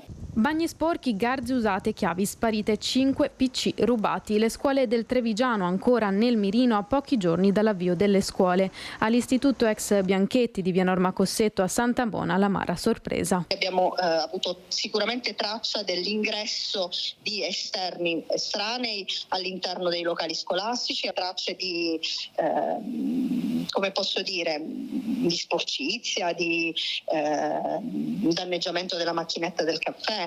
Questo sì, perché appunto qualcuno ha soggiornato là dentro, abbiamo fatto denuncia. Credo che avessero preso ad uso il pernottamento nelle scuole e non in una sola, lì dove riuscivano ad entrare. L'amarezza della dirigente che ha presentato denuncia nel tentativo di rintracciare i responsabili del furto e dell'utilizzo improprio dei locali scolastici. Pochi dubbi che a compiere tali atti non siano stati dei ragazzi, ma degli adulti che si sono serviti della scuola per bivaccare e fare di quegli spazi un alloggio temporaneo. Non è affatto detto che siano baby gang, non abbiamo assolutamente prova a riguardo, anzi propenderei per il fatto che siano giovani adulti o comunque maggiorenni. Non il primo caso per la dirigente che solo lo scorso gennaio si è trovata ad affrontare un vero e proprio atto di vandalismo quando le Toniolo erano state imbrattate con scritte Novax. Difficile risalire all'identità dei vandali anche in questo caso. Per questo chiede che venga rivista la norma sulle telecamere di videosorveglianza nelle scuole. Purtroppo stanno succedendo nelle scuole, la legge ci impedisce di mettere telecamere che invece servirebbero per poter vigilare veramente accuratamente. Il Comune sta collaborando con me e con la scuola per poter migliorare i sistemi di allarme. Intanto la provincia fa sapere che si aggirano intorno ai 3.000 euro i danni provocati dai vandali al Duca degli Abruzzi, intorno ai 5.000 quelli per riparare i cupolini di plexiglass dell'Einaudi Scarpa di Montebelluna, colpita anche questa dai vandali. Allora, professoressa Ferraro, quando lei si confronta con questi ragazzi, con queste famiglie, ecco, cosa sente? Prima lei diceva non hanno empatia, non sentono, non vedo, non sento, non parlo. Però quello che io noto è che stanno alzando sempre di più l'asticella. pochi però che hanno molta visibilità. Eppure i nomi e cognomi si sanno perché sono noti alle forze dell'ordine, questo è quello che poi si legge. Sono passati dei mesi, com'è la situazione? Come la vede lei dal suo punto di vista e dal suo osservatorio importante, dopo aver messo in atto anche alcune pratiche molto importanti? Prego. Allora, innanzitutto devo chiarire che il filmato che avete mandato in onda riguardava il ritorno dalle ferie estive e quindi non c'entrano assolutamente minorenni, non c'entrano assolutamente le baby gang, sono dei vagabondi che a volte si intrufolano nelle scuole quando sanno che sono un po' più vuote, quindi è stato quello, è successo quello. Poi abbiamo grazie al comune cambiato il cancello, messo delle grate, ma le faccio un altro esempio: abbiamo tolto delle panchine davanti a una sede scolastica perché trovavamo rifiuti di bivacco notturno, ma su questo i ragazzini non c'entrano nulla, non c'entra nulla le baby gang, perché le baby gang, da uno studio condotto in Italia un paio di anni fa, sono caratterizzate dall'uso della violenza fine a se stessa, quindi non hanno uno scopo che sia il bivacco o il furto di qualche cosa, che invece attribuirei a altre tipologie umane. Poi non sta a me compiere indagini, non sta a me trarre conclusioni. Per rispondere alla sua domanda sulle interlocuzioni e i cambiamenti anche dei genitori negli ultimi anni, è che purtroppo a danno dei propri figli non tutti i genitori stimolano i figli ad assumersi la responsabilità di ciò che fanno o sono presenti. Questo anche i commissariati le possono dare un feedback su quanti genitori si presentano qualora i loro figli vengono fermati, non la totalità. Cioè la vigilanza del genitore, il controllo del genitore, piuttosto che la presenza in termini di autorevolezza, di ascolto e di punto di riferimento, è venuta un pochino meno, allargando le maglie in cui questi ragazzini poi si insinuano. Quando vengono a colloquio con me, c'è il genitore che si rende conto, ascolta e aiuta il ragazzo a assumersi, ad avere consapevolezza di ciò che fa, e allora quel ragazzo avrà un percorso. Ma quando il genitore o non si presenta o attribuisce, come 9 volte su 10 per questi tipi di ragazzini succede, ad altri la responsabilità, è colpa sempre di qualcun altro, allora io non ti educherò mai a fare autocritica e tu non avrai nessuna forma di crescita personale né certo di consapevolezza. Però devo dire, questo anno scolastico che ormai quasi volge al termine, io registro proprio numericamente un nettissimo calo delle dinamiche del bullismo. Evidentemente tutte le progettualità messe in campo, che sono appunto lo sport, la peer education, il volontariato e tutte le associazioni di questi territori estremamente ricchi di associazionismo sociale e che con la scuola lavorano in tandem. Cioè non ci sono i muri scolastici a dividere la scuola dal suo territorio in questa zona di Treviso, la Treviso dei quartieri di San Paolo, Santa Mona, San Liberale e Monigo. Non c'è differenza tra scuola e territorio, c'è una strettissima collaborazione, una strettissima sinergia che ci permette di fare delle cose che un po' funzionano, perché se il tasso è sceso a picco, vuol dire che un pochino di rigidità, di autorevolezza, di regole chiare, certe, ferme, unite a una marea di progetti e di opportunità per i ragazzi, un pochino ha funzionato. Non avrà estinto il fenomeno, ma quasi. E in effetti, per cui quando c'è qualcosa anche sui social, io lo vengo sempre a sapere, quando gira un qualche cosa su una chat, quando gira un video, anche se apparentemente la scuola non c'entra nulla, perché io non posso entrare nei cellulari che è vietato usare a scuola nella loro vita privata degli studenti, perché ci dovrebbero essere i genitori a controllare, eppure noi comunque lo veniamo a sapere. Che significa? Che in qualche modo c'è una continua connessione tra mondo della scuola, mondo delle famiglie e soprattutto l'associazionismo sociale che mi circonda, per cui riusciamo in qualche modo a contenere. In effetti è anche vero quello che dice professoressa, il problema è che quei pochi ancora riescono ad alzare l'asticella e come ripeto, i nomi e cognomi si sanno, forse qualcuno dovrà intervenire in maniera diversa. Perché se la scuola non riesce a fermarli per tanti motivi, come ha detto lei, io non posso fare quello che non devo fare, non posso farlo, la famiglia non riesce a capire l'importanza del rispetto e dell'educazione, qualcuno dovrà pure intervenire con questi ragazzi, perché non c'è niente da fare. È che io non posso sentire le persone nella mia città che dicono che hanno paura di uscire alle 17 del pomeriggio perché trovo chissà cosa. Non ci sto, perché non è vero, non è vero. Ecco, vedo che lei sta dicendo di sì, che ho ragione, perché è proprio così. Poi io sono una che gira tutte le ore. Se devo dire che Treviso non è tranquilla, allora non so cosa devo dire, no, perché veramente... Però i messaggi che passano sono questi. Io tutte le mattine devo continuare a dire: guardate che non è proprio così, non abbiate paura. Certo, bisogna stare con le antenne alte, delle volte è più problematico stare a casa che non uscire. Guardate che funziona così. Sentiamo anche Manara cosa dice. Ecco,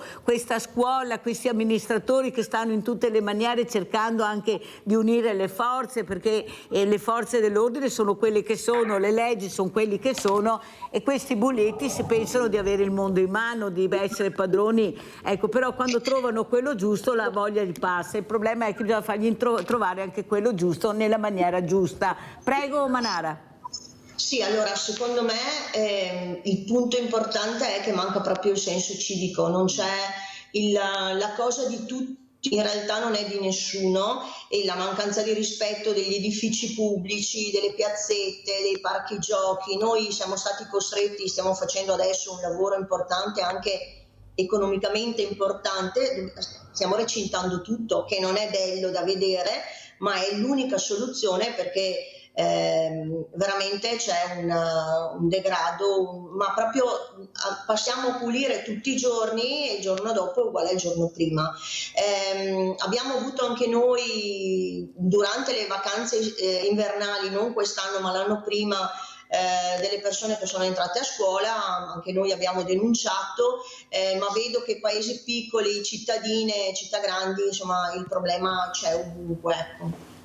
Ha ragione, infatti l'altro giorno sono andata con un volontario a ritirare delle cose in un supermercato, e proprio subito dopo l'entrata del supermercato c'era un'altra entrata di un condominio e c'erano 6 ragazzi seduti davanti all'entrata che bivaccavano con bottigliette, con birra, Coca-Cola, patatine, di tutto e di più. Allora io ho guardato, intanto che si caricava il furgone, guardavo questi ragazzi. A un certo momento, vabbè, adesso parto. Ho detto: ciao, io dovrei entrare in questa porta. E uno si è spostato leggermente per farmi passare. Io ho detto: non mi basta mica, sai, che tu ti sei spostato, tu ti devi alzare. Io vorrei vedere che faccia faresti se tu adesso torni a casa e davanti alla tua porta trovi 5-6 ragazzi come voi che bivaccano. Ho visto che avete buttato anche i sacchettini. Allora immediatamente alzatevi tutti, perché sennò io chiamo le forze dell'ordine. Sto un secondo. E ho visto che 2 di questi avevano la bottiglietta e con la mano la stringevano, e da quel momento ho capito la rabbia che stava uscendo di fronte al mio rimprovero. Sarà perché li guardavo molto bene, non so, fatto sta che si sono alzati e se ne sono andati e hanno raccolto anche le cose che avevano buttato. Però non è quello, è la rabbia che ho visto in 2 di questi 6 ragazzini, questa rabbia trattenuta, perché l'impeto era quella magari di assalirmi, di buttarmi la lattina, di fare qualcosa. Ma come si fa a fermare questa rabbia? Cos'è questa rabbia? Perché guardate che è una rabbia che fa del male a loro e a noi, ma soprattutto fa del male a tutta la società. Vorrei che intervenisse anche responsabile della rabbia. Forse la rabbia si può vincere mettendo, come dice la professoressa Ferraro, facendo dei lavori socialmente utili, farli partecipare durante la settimana a qualche iniziativa, perché non è possibile che ci siano questi ragazzini con tutta sta rabbia dentro. Una rabbia per quale motivo sei così arrabbiato? Se ti ho detto di alzarti, tu vedi che stavi sbagliando, perché vedi, però nonostante questo fai fatica a capirlo, ad accettare il rimprovero. Prego. Sì, e torniamo anche al discorso di prima, nel senso che le opportunità di fare qualcosa ci sono. manca proprio la voglia di partire, di avere quella spinta che ci spinge a fare appunto questa cosa, perché le iniziative ci sono, i gruppi di volontariato ci sono, bisognerebbe fare in modo che ci fosse anche questa spinta che porta i ragazzi a non buttarsi nel degrado in quella maniera lì e a mettersi a disposizione della comunità. E chi dovrebbe dare questa spinta? Chi è che dovrebbe dare la spinta? Chi è che dovrebbe dare la spinta? Come, scusi? Chi è che dovrebbe dare la spinta? Noi ci stiamo provando, facendo come diceva lei, andando a suonare i campanelli, mettendo a disposizione delle attività che i giovani dovrebbero rispondere. Tanti rispondono, tanti no, purtroppo. Non è, Manara, che forse da vari fattori. Devono avere, tutti, Manara, i la genitori. spinta dalle regole. Tu non puoi superare queste regole, perché se le superi ti puniscono. Queste punizioni avverranno perché loro pensano di avere il mondo in mano, ma a 18 anni pagheranno tutto quello che hanno fatto dai 14, dai 16 ai 18. Siccome non glielo dice nessuno, io lo dico invece tutte le mattine. Voi fate, però alla fine, quando compirete i 18 anni, ci sarà la somma di tutto quello che avete fatto. Ecco, Manara, forse informarli anche di più su questo, perché loro pensano che tanto non mi fanno niente, sono minorenni, qual è il problema? Forse bisognerà anche educarli invece nel rispetto della persona, nel rispetto delle regole, perché guarda che se sbagli, forse adesso va così, ma più avanti gira in un'altra maniera e più avanti c'è il carcere se qualcuno non lo sa. Prego. Allora, il senso, io farei proprio a ritornare a fare educazione civica come facevamo noi. Insomma, io ho 49 anni, io a scuola facevo educazione civica, quella vera, esempi veri, insomma, sostanziale. Quando noi facciamo la festa dei 18enni, ogni anno invitiamo tutte le persone che quell'anno lì compiono i 18 anni e gli regaliamo il codice civile, gli regaliamo la bandiera e ogni anno invitiamo l'avvocato che gli fa una bella ramanzina di mezz'oretta. L'anno scorso abbiamo invitato l'avvocato Mantovani appunto per spiegargli che da quel giorno lì in avanti sono responsabili di quello che fanno, per cui se prima non gli era successo niente, da quel giorno lì in poi sono capaci di intendere e volere, e veramente ogni anno fanno un sacco di domande all'avvocato, cioè proprio non hanno la percezione della responsabilità.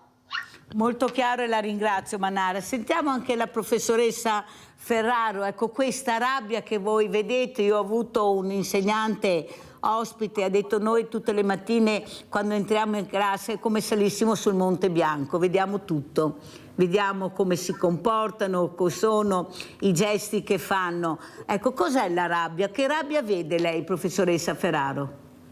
Quella a cui facevate riferimento, più che semplice rabbia, è intolleranza alla frustrazione.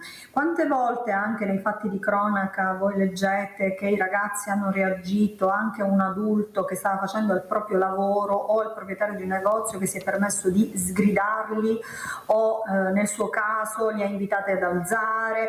Quando si trovano un ostacolo nel loro cammino di dominio, loro reagiscono perché sono incapaci di tollerare la frustrazione di un no, questo non lo puoi fare, oppure no, io ti sgrido, questo non lo puoi fare, non puoi entrare in un bar a dettare regole. Cioè, è la loro incapacità di tollerare una frustrazione che è direttamente proporzionale a quanto non ne hanno avuto a casa.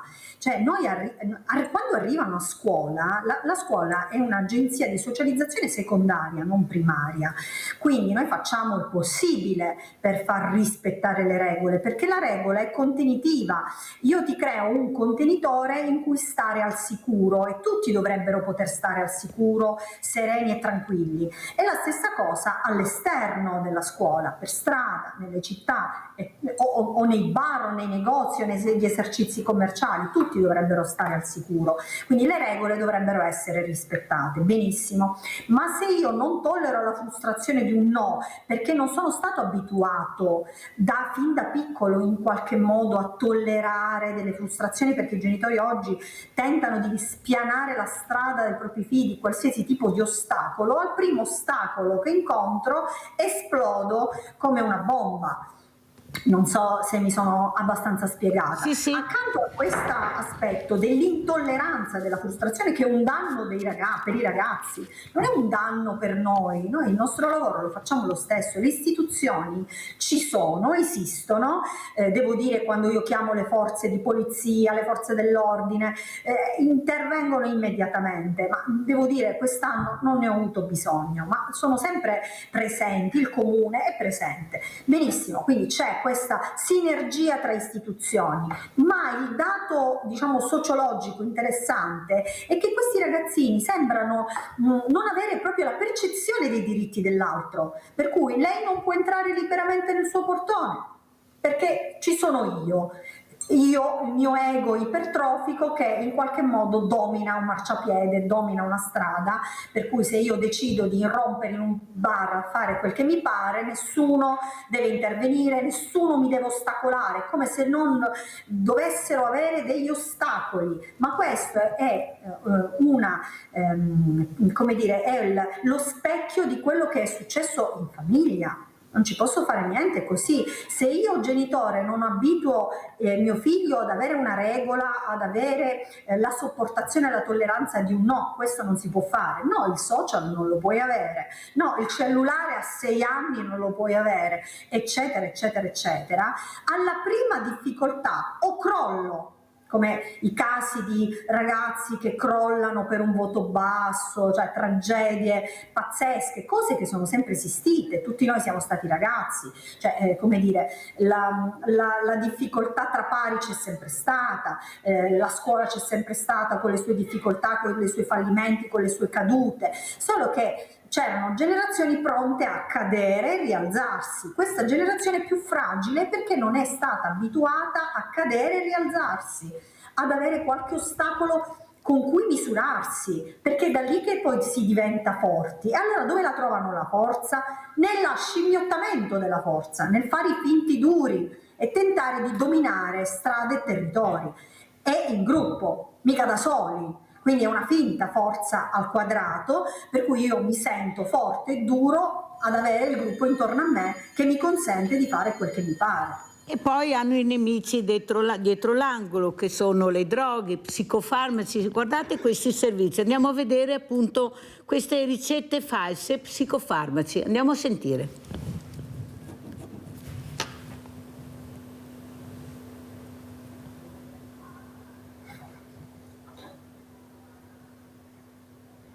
Negli ultimi giorni nel nostro territorio trevigiano si sono avvicendate una serie di episodi effettivamente preoccupanti.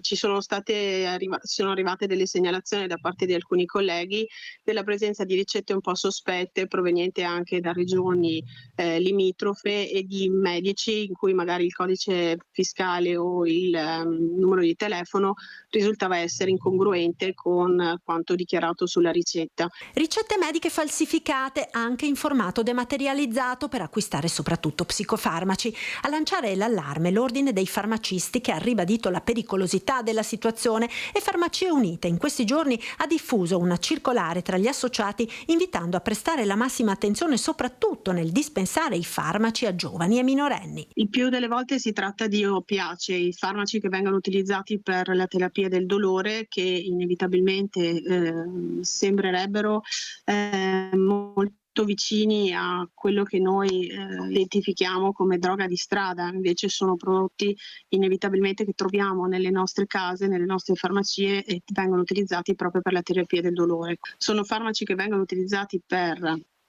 indurre una sedazione, ma che al contempo creano euforia e possono naturalmente avere un'azione molto simile a quella degli stupefacenti, e quindi vanno monitorati e utilizzati solo sotto controllo medico. L'uso scorretto di questi medicinali può avere conseguenze molto gravi, anche letali. Creano una dipendenza in tempi molto rapidi e in alcuni casi, se utilizzati in alte dosi o in cocktail con altri medicinali, possono provocare addirittura anche la morte per overdose. Di qui l'allerta ai farmacisti affinché individuino quelle situazioni di dubbio utilizzo dei medicinali. Il farmacista non è un mero distributore di medicinali, ma deve essere proprio un supporto, un aiuto sia alla popolazione, e laddove ravveda delle situazioni sospette, soprattutto di ragazzi molto giovani con prescrizioni così particolari, ci sia effettivamente una diretta comunicazione, se è possibile, col medico prescrittore o con gli ordini e con l'associazione, in modo da riuscire a arginare questo pericolo. Panetti numerati pronti per essere consegnati ai vari pusher addetti allo smercio, un quintale di droga tolto dal mercato grazie all'intervento della squadra mobile di Padova, che da tempo teneva sotto controllo un 36enne albanese che gravitava in città e provincia. L'indagine iniziata nel 2023 ha portato al maxi sequestro di cocaina, hashish e marijuana e all'arresto anche di un italiano. Il blitz nell'appartamento di Legnaro, i poliziotti diretti dalla vicequestore Immacolata Benvenuto hanno atteso che l'albanese uscisse di casa e lo hanno fermato con lui. Sono entrati nell'abitazione. L'uomo tendeva ad allontanare gli agenti dal divano cercando di indicare altre stanze, ma nell'imbottitura i poliziotti hanno trovato 35 panetti di cocaina per un totale di 38 kg. Soggetti già noti sono stati attenzionati, sono poi stati ricostruiti i collegamenti tra di loro e i rapporti che avevano sul territorio padovano. L'intervento è stato fatto al momento opportuno, quando avevamo ragionevolmente modo di ritenere che il quantitativo di droga fosse così ingente. A questo punto i poliziotti si sono spostati nel quartiere Guizza a Padova, nell'abitazione di un italiano nato in Albania. Nell'appartamento non c'era stupefacente, ma le chiavi di un'automobile a noleggio. All'interno sono stati trovati 2 kg di cocaina, 65 kg di hashish e 1 di marijuana nascosti in alcuni borsoni, anche questi pronti per essere consegnati. Nel portaoggetti dell'auto anche una pistola a salve con alcuni proiettili. Per i due è scattato immediatamente l'arresto. Non sono semplici galoppini, ma pezzi grossi della catena del traffico di droga. 100 kg sequestrati, la cocaina purissima ancora da tagliare e suddividere in dosi. Se immessa nel mercato avrebbe fruttato 7 milioni di euro. La droga sarebbe stata tagliata, quindi il quantitativo sarebbe stato notevolmente maggiore, destinata non solo a Padova o alla provincia di Padova, ma andava ben oltre il Veneto, probabilmente in tutto il nord Italia. Stiamo cercando di ricostruire tutti i canali sia di approvvigionamento dello stupefacente sia di distribuzione poi sul territorio. Perquisiti anche altri 3 soggetti albanesi, si cercano invece 3 tunisini senza fissa dimora, coinvolti anche loro nel traffico di droga. Allora, Manara, hanno il nemico dietro l'angolo. Non la sento. Mi sente non adesso, la sento. Manara? Mi sente? Ok. Allora, hanno il nemico dietro l'angolo. Avete visto, un primo servizio era di Treviso e il secondo di Padova. Forse non ci rendiamo conto di questi nemici che veramente, come hanno girato l'angolo, sono là pronti per afferrare, specialmente poi i più fragili, quelli con situazioni anche problematiche. Abbiamo sentito quel ragazzino di 12 anni che si è impiccato, non so se l'avete sentito, per problemi familiari, per dissapori familiari. Capite che noi li vediamo piccoli, ma loro non sono piccoli, sono fragili, che è diverso, sono molto molto fragili, e specialmente se vivono situazioni di disagio psicologico anche all'interno delle famiglie, capite che c'è subito qualcuno pronto a prenderli per mano, offrendogli quello che gli fa veramente staccare la spina. Con queste sostanze avete sentito cosa hanno trovato? Solo con 2 persone cosa hanno trovato? Io penso che ci sia una quantità di droga che fa spavento, questo internet che possono farsi addirittura le ricette.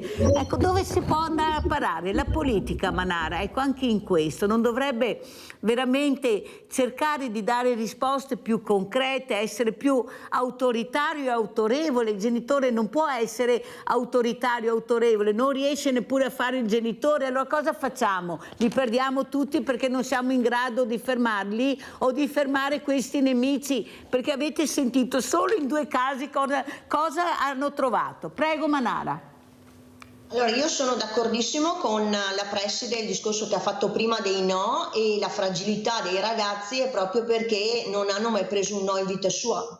Bambini che si uccidono per problemi familiari, per il voto brutto a scuola, perché la ragazzina l'ha lasciato, cioè anche ai nostri tempi, cioè anche noi avremmo preso un 4, siamo stati lasciati dal primo amore, e il problema è che sono fragili. Io dico sempre, io ho 2 figlie, gli dico sempre che fa bene, no? Quella volta che ti ha trattato male il prof, quell'altra volta che non so, la partita non ti hanno fatto giocare, fa struttura, fa benissimo, perché nella vita si cade un sacco di volte e l'importante è rialzarsi. Invece queste persone qua, io avevo fatto il corso appunto sulle genitorialità, ci credevo un sacco, perché è importantissimo sapere, sono caduta io, sei caduto tu, succede, insomma, si ricomincia, si riparte, magari è un'opportunità nuova.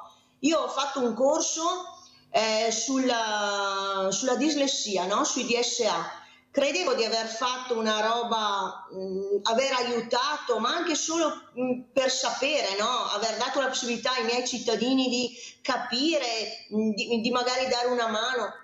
Sala piena e nessuno del mio paese. Questi non sono venuti, ma se lo fa un altro paese è uguale, perché se vengo magari pensano che mio figlio ha qualcosa. Per cui il problema grosso siamo noi genitori, ma importante, cioè il grave è la nostra generazione, i genitori di adesso. Io sono convintissima di questo.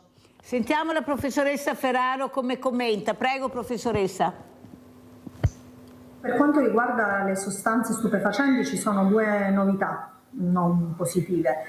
Quello che diceva la farmacista, ovvero i ragazzi stanno sempre più specializzandosi nell'uso stupefacente di farmaci da banco. Vi faccio un esempio, però non vorrei incitare qualche ragazzo che non lo sa, cercando di essere generica, diciamo l'inalazione di un farmaco usato per motivi antinfiammatori, antidolorifici. Vengo a conoscenza. Quindi c'è un dato, quello della loro specializzazione nella reperibilità più facilmente possibile di o droghe chimiche, quasi esclusivamente chimiche, o farmaci da banco. E qui è un problema sociale e familiare perché i ragazzi di oggi tentano in tutti i modi di anestetizzarsi. Poi c'è un altro discorso su nuove forme di droga, come quella che sta mietendo decine e decine di migliaia di vittime negli Stati Uniti e che in altri paesi del mondo per esempio è vietata, cioè il fentanyl, che è la droga degli zombie, perché rende l'essere umano non più essere umano, quindi colpisce in una maniera pesantissima, come non si era mai visto. Tornando ai ragazzi, qual è il problema che denunciava giustamente la farmacista e che ci deve preoccupare tutti? È che il sistema nervoso centrale dei ragazzi è ancora in formazione, non ha ultimato per quanto riguarda i minorenni la sua completa formazione, quindi dei danni cerebrali o in aree cerebrali in età evolutiva è un danno molto importante, è un danno che può rimanere, è un danno che rischia di essere permanente. Quindi, ripeto, tornando a monte, il controllo, che significa la vigilanza, la presenza con la P maiuscola in termini di autorevolezza e di dialogo di tutto il mondo degli adulti, a partire dalle figure principali, ovvero i genitori, a tutti gli altri, è necessaria una presenza massiccia di tutto il mondo adulto sulle nuove generazioni, consapevoli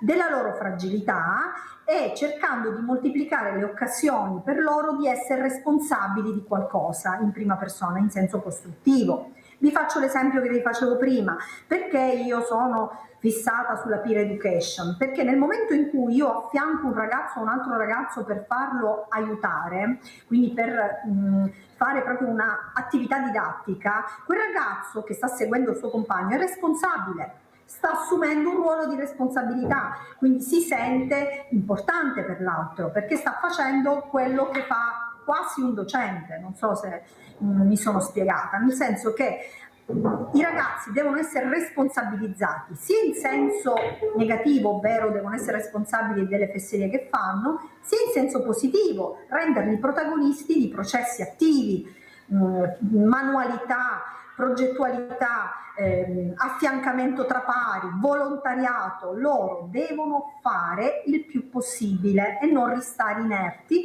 perché poi la scappatoia è il tentativo di cercare l'anestetizzazione attraverso le sostanze.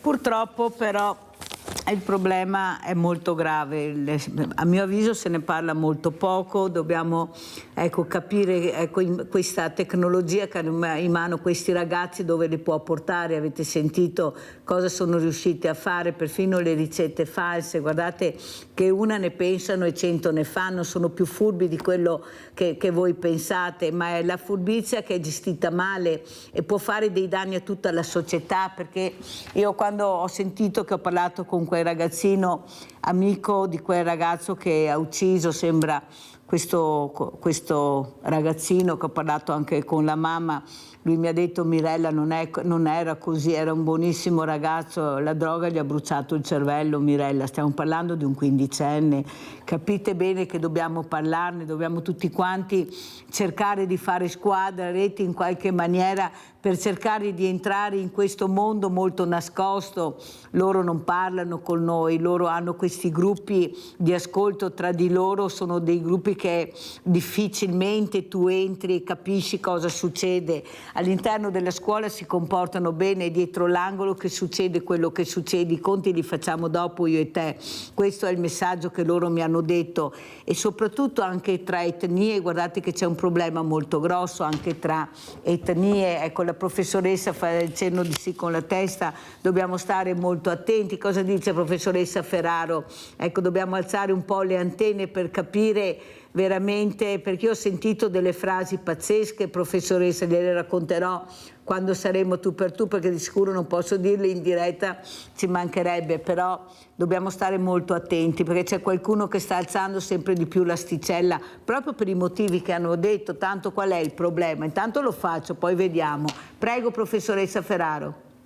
Il discorso è sempre lo stesso, il mondo degli adulti deve essere sempre più presente, vigile, non ci deve essere l'indifferenza, non bisogna volgere la faccia dall'altra parte, intervenire prontamente e cercare di ripristinare un minimo il principio di autorità che ci siamo dimenticati completamente, ed è questo il risultato, nel senso che non c'è rispetto per niente e per nessuno.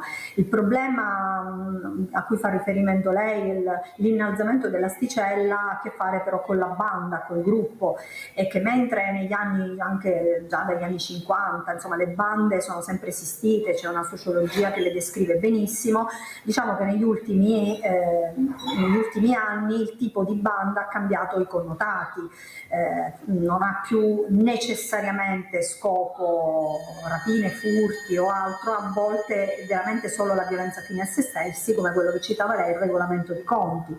Sì, ho sentito, mi è capitato in questi anni di sentire anche a me, non con le mie orecchie, ma di venire a conoscenza di ragazzi che dicevano: ci vediamo dopo, accerchiavano, tentavano di accerchiare. Noi abbiamo in qualche modo tentato di accompagnare sempre a casa i ragazzi che potevano essere bersagli. Però il bullo ha bisogno del gruppo, professoressa Ferraro. Futilissime le motivazioni. Però il bullo ha bisogno del gruppo, professoressa Ferraro, mi sente? Ho detto che il bullo ha bisogno del gruppo, difficilmente si muove da solo. Ecco, il bullo, per definizione è un bullo di gruppo, non esiste un bullo singolo. Avete capito come funziona? Se non ha il gruppo non si muove, difficilmente troviamo il bullo da solo, difficilmente, è sempre in compagnia.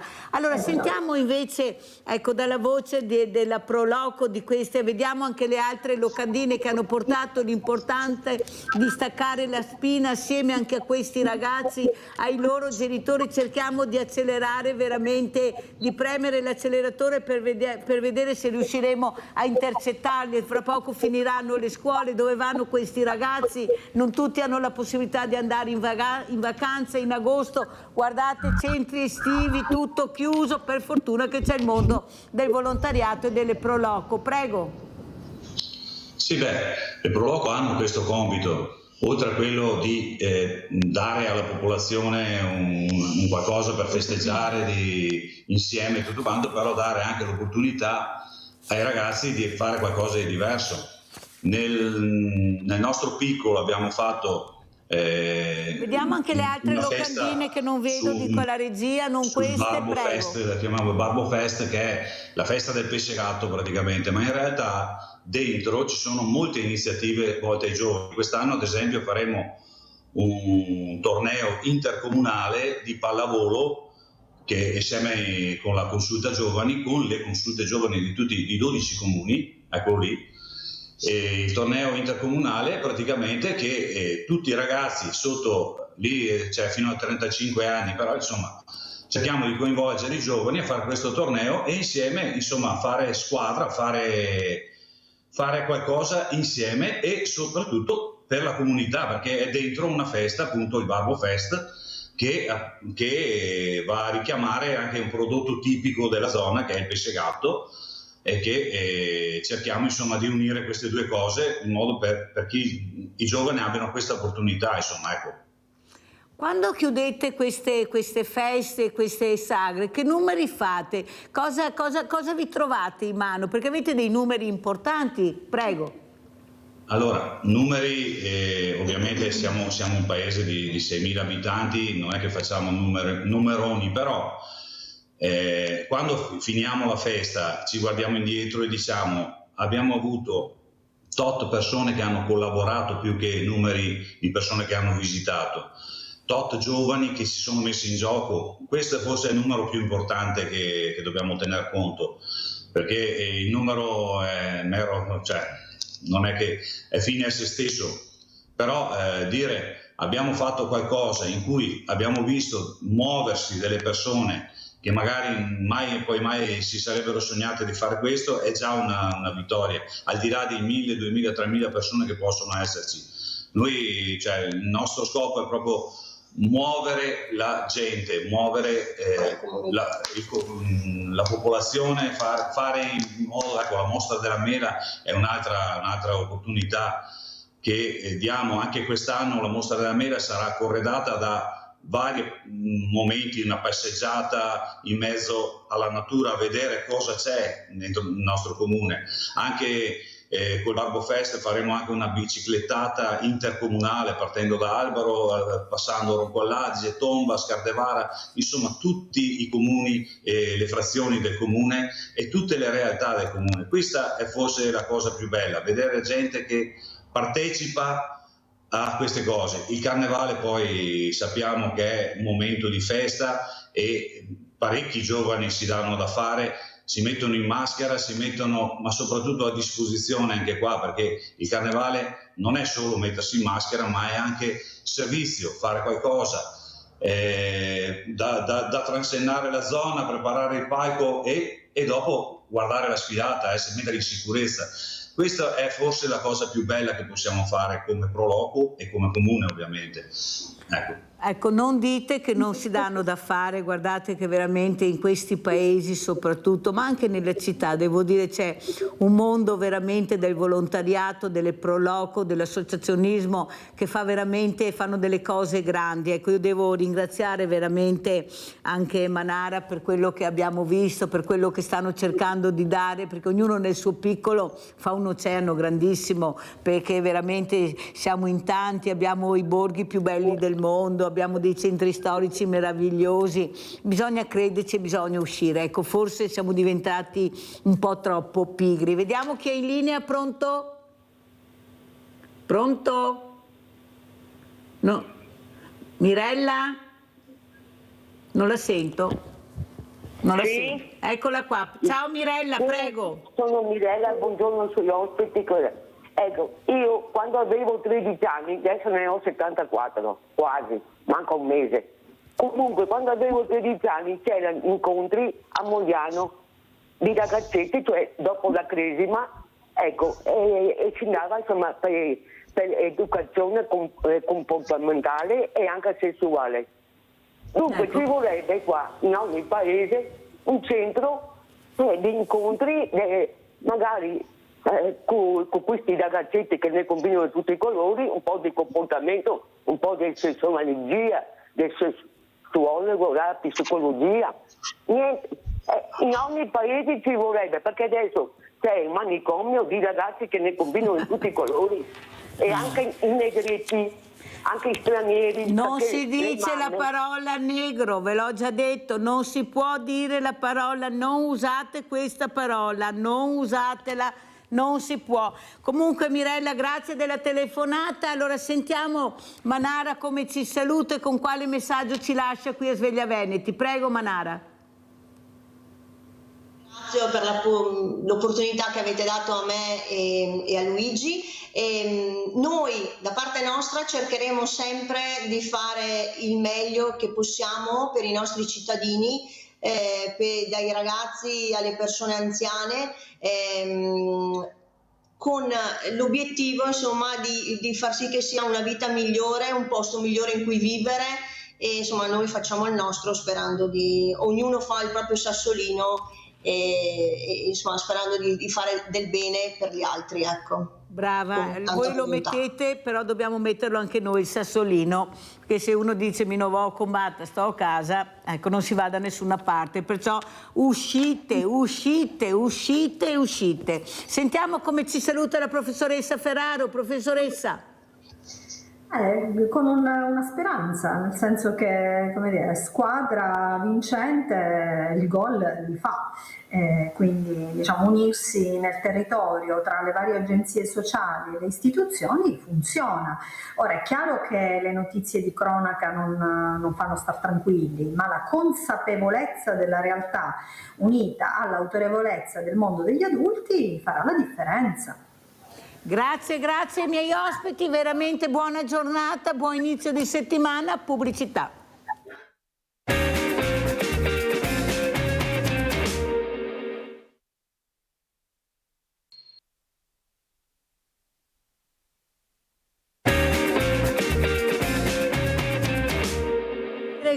Quanti regali della pediatria del Canfoncello di Treviso, quanti regali ma quanti animali anche. Buongiorno al dottor Stefano Martellossi, primario pediatria Canfoncello di Treviso. Buongiorno primario, come sta? Buongiorno Mirella, bene, grazie, bene. La vedo molto benissimo, bene. La vedo e mi fa piacere. Saluto anche il professor Umberto Tirelli. Buongiorno professor Tirelli, anche lei, che piacere rivederla. Buongiorno Mirella, piacere anche mio. Buongiorno. Allora iniziamo proprio dal dottor Martellossi. Dottor Martellossi, cosa sta succedendo nella pediatria? Quanta prevenzione bisogna fare per far capire l'importanza che avete con queste fragilità? Ma avete fatto dei passi da gigante, veramente, questi piccolini così fragili, così delicati, che non si rendono neppure conto di quello che hanno, ma veramente riescono a giocare, a divertirsi, grazie anche a questa apertura che è stata fatta specialmente nell'ospedale Canfoncello, nella pediatria. Prego, dottor Martellossi. Sì, buongiorno ai telespettatori. Certo, Mirella, questo congresso che abbiamo fatto il 9 aprile sugli interventi assistiti con gli animali fa parte di quel processo di umanizzazione delle cure che lo sappiamo quanto è importante in salute e in sanità, quanto è importante all'interno dei sistemi sanitari, i reparti, ma anche il territorio, e assume ancora più importanza quando ci si occupa di bambini, direi anche di anziani, anche gli anziani sono un target importante, e soprattutto quando si parla di bambini con patologia emato-oncologica.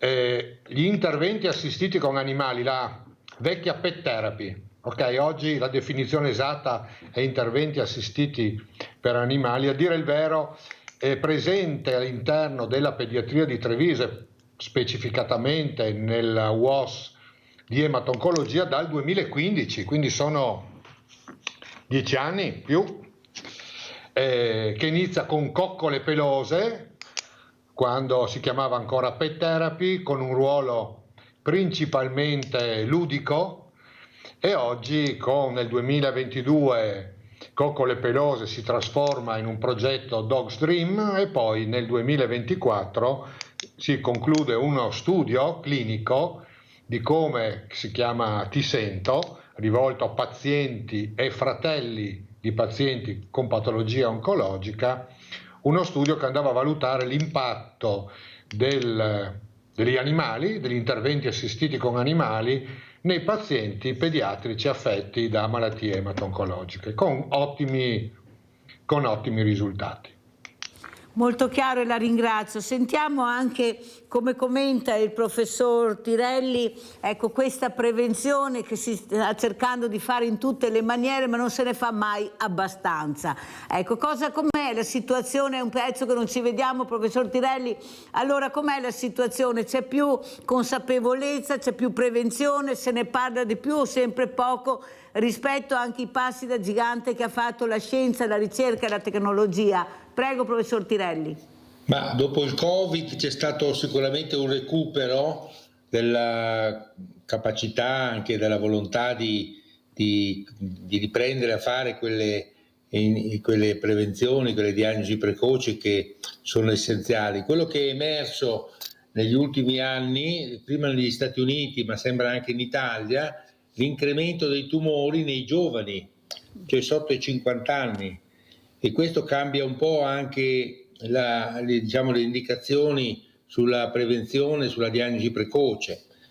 I tumori che stanno aumentando, diciamo, prima della pandemia, non c'entra la pandemia, prima della pandemia, dal 2000, nei registri tumori americani, ma poi confermati anche in Italia, sono i tumori del colon, i tumori del pancreas, i tumori del fegato, i tumori sostanzialmente del tratto gastroenterico, che molti di noi pensiamo siano associati alla cattiva alimentazione, cioè a quel mangiare che sappiamo che non è sicuramente la dieta mediterranea, ma è tutt'altro, che i giovani, i ragazzi hanno cominciato, i bambini proprio, hanno cominciato a mettere in pratica da tempo, e purtroppo questo poi può lasciare degli effetti collaterali molto importanti, molto gravi, che sono appunto i tumori. Per cui adesso praticamente tutti coloro che hanno da 40 anni in su, non sarebbe male che pensassero proprio anche a cominciare a fare quelle indagini tipo sangue occulto nelle feci, tipo in certi casi anche la colonscopia, e comunque anche nelle donne i tumori della mammella, per esempio, non l'ho citati prima, ma sono che questi in aumento, e che quindi potrebbero fare già un'ecografia, una mammografia già dai 40 anni in su, ecco. Quindi allora questo andiamo a vedere, un po' professore, anche le slide che ha mandato, che il tempo è tiranno. Negli ultimi tempi, che chiaramente si dovrebbe contrastare invitando tutti a una dieta mediterranea, non le schifezze che purtroppo molti giovani, anche noi, siamo costretti o vogliamo, diciamo, preferire. Allora adesso vedremo le slide che ha mandato su questo inquinamento di fotocatalisti, che è una cosa veramente importante da capire, ma soprattutto questo inquinamento che fa molto sperare, nel senso che bisogna prendere precauzioni, non c'è niente da fare. Qui cosa stiamo vedendo, professore? Ma adesso io non riesco bene a sentire, e comunque e una delle aree di ricerca che stiamo portando avanti è proprio quella della fotocatalisi, e cioè quella di abbattere con in questa modalità queste pellicole adesive che purificano l'ambiente sia a riguardo dei PM2.5, cioè gli inquinanti che arrivano da fuori negli ambienti chiusi, cioè il problema dell'inquinamento indoor che riusciamo a bloccare, a ridurre molto con con lo studio della fotocatalisi, che è proprio una cosa che permette di purificare l'ambiente attraverso queste pellicole adesive. Chi fosse interessato a saperne di più può poi mandarmi un'email che poi gli spiego meglio via email a utirelli@tirellimedical.it, ma comunque è un intervento che si può fare sia per l'inquinamento indoor, sia per i microbi e anche per tutte le sostanze che provocano, per esempio, in questo periodo di tempo le alterazioni tipo allergie e quant'altro. Quindi questo processo che abbiamo pubblicato su Nature non è una roba così, che anche hanno confermato altre ricerche fatte in Giappone da diverse università giapponesi, in cui si vede che questa fotocatalisi, questo processo chimico, biochimico diciamo, attraverso la luce sia artificiale che solare, permette a queste pellicole di gettare nell'ambiente una serie di sostanze che eliminano i microrganismi e gli inquinanti indoor. Insomma, è una cosa veramente molto molto importante che portiamo avanti io e il mio gruppo qui a Pordenone, ma con il professor Chirumbolo all'Università di Verona. Insieme abbiamo pubblicato già diversi articoli a riguardo, e l'azienda è un'azienda che è in provincia di Pordenone, a Polcenigo, si chiama WeWell, e abbiamo appunto questo progetto che veramente è molto importante, che stiamo portando avanti. Allora, dottor Martellossi, cosa commenta? Il professor Tirelli dice abbiamo un aumento di tumori sia al seno e non solo. Ecco, mentre dal suo osservatorio pediatrico cosa vede, dottor Martellossi? No, il professor Tirelli ha detto bene, si è visto negli ultimi anni un aumento di incidenza dei tumori nei giovani adulti, ok? 30-40 anni, tumori che, l'ha spiegato molto bene, che eravamo abituati a vedere dopo i 50, dopo i 60 anni, soprattutto del tratto gastroenterico. Devo dire che in pediatria non c'è stato questo aumento, l'incidenza è stabile, sia per i tumori solidi che per gli ematopoietici. Certo che questo che dice il professor Tirelli, quello di cercare di ridurre il più possibile quelli che possono essere i fattori scatenanti, predisponenti o coadiuvanti al tumore, quindi tutto quello che è l'inquinamento anche indoor, è una cosa molto importante anche e soprattutto per i bambini, perché questo concetto poi che l'inquinamento non è solo quello all'esterno ma indoor, cioè l'inquinamento all'interno delle nostre case, perché si fa da mangiare, perché ci sono le pitture, perché l'aria non c'è abbastanza ricambio d'aria, e abbattere proprio quelli che sono gli microinquinanti all'interno delle nostre abitazioni, sappiamo che è altrettanto importante dell'inquinamento che abbiamo poi all'esterno.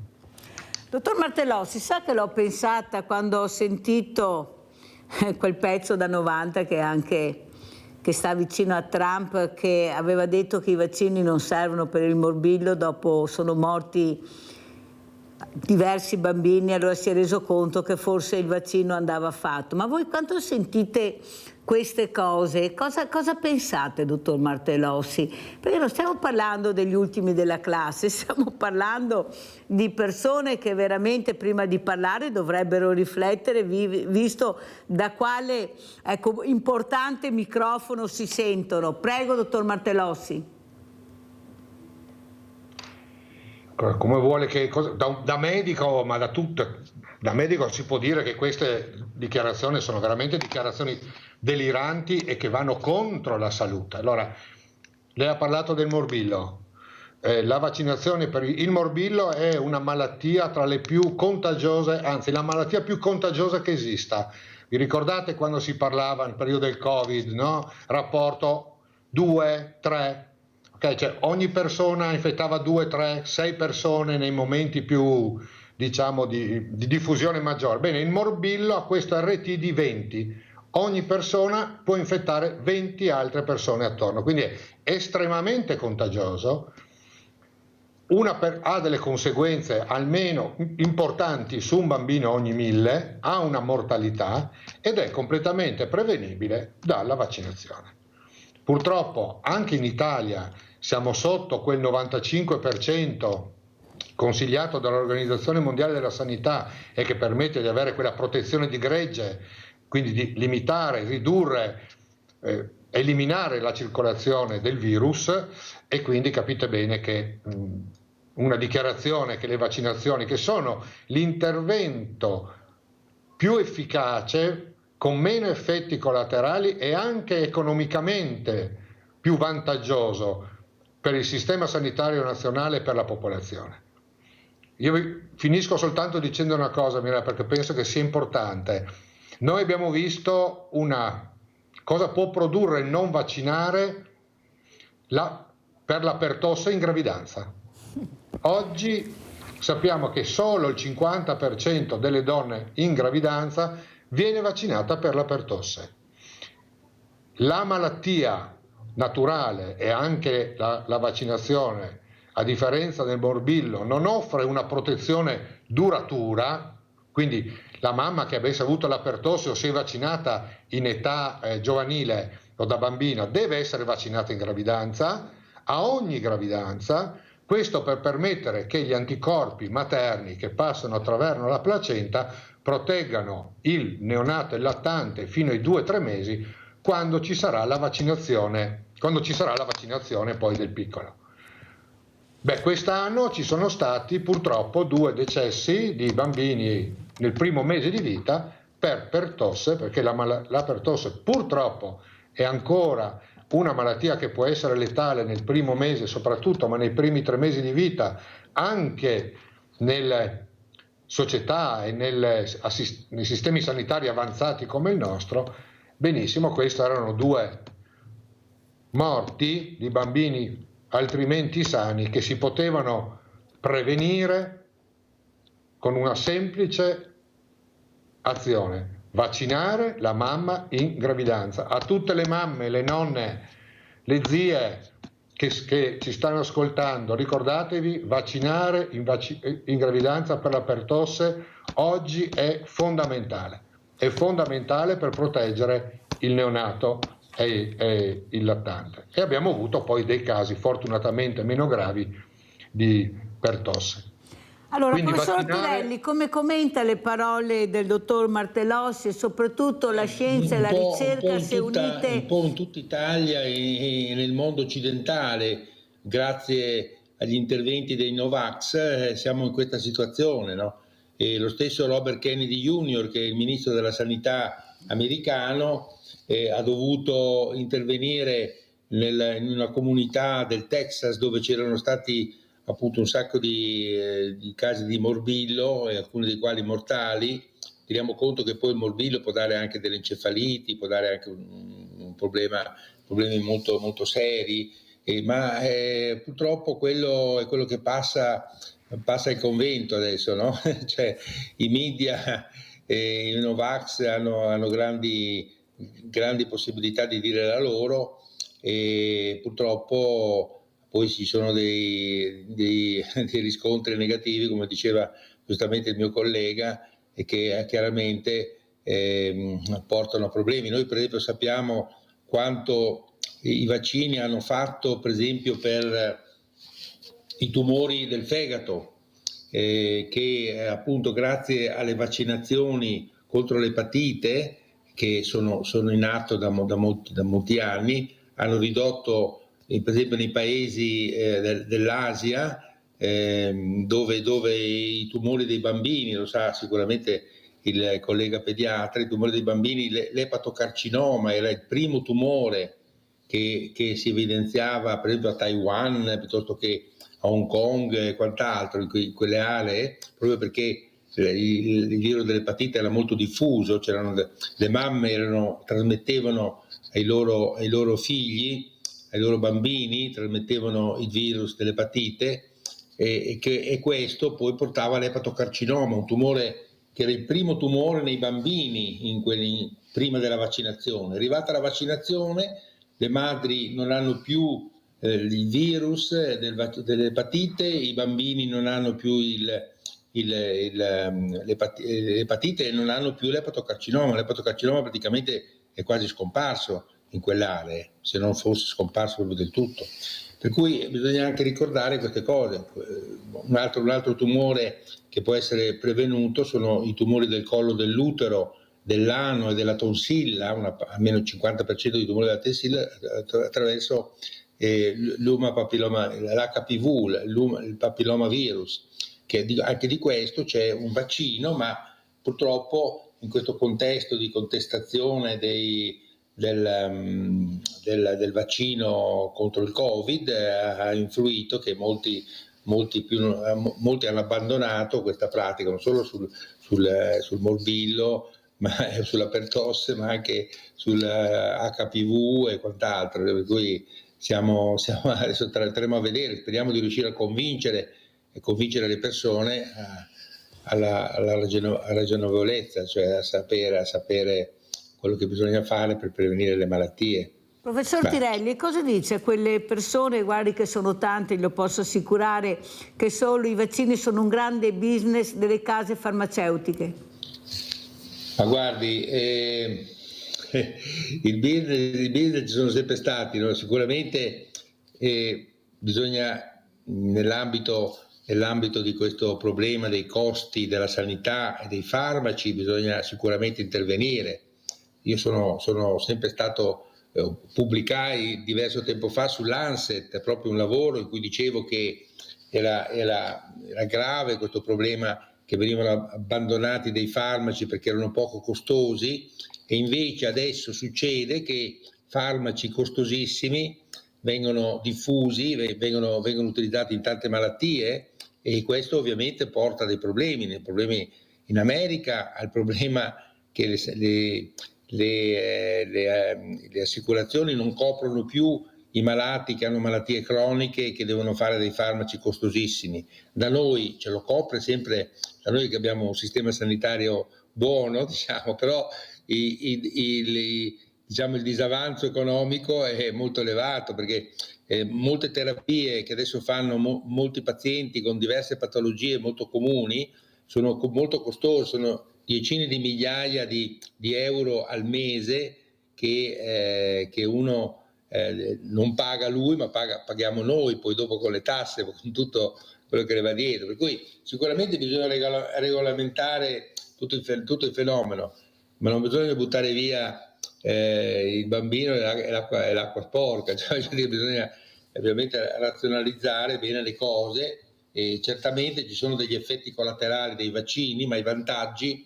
sono molto superiori agli effetti collaterali, e quindi noi per esempio abbiamo qui nel Friuli Venezia Giulia abbiamo un registro delle morti improvvise cardiache o cardiovascolari nei giovani dal 2021, viene seguito dal professor Sinagra, che è il direttore della cardiologia dell'Università di Trieste, e i dati sono che bisogna stare attenti alle morti improvvise, soprattutto quelle dovute a overdose di droga.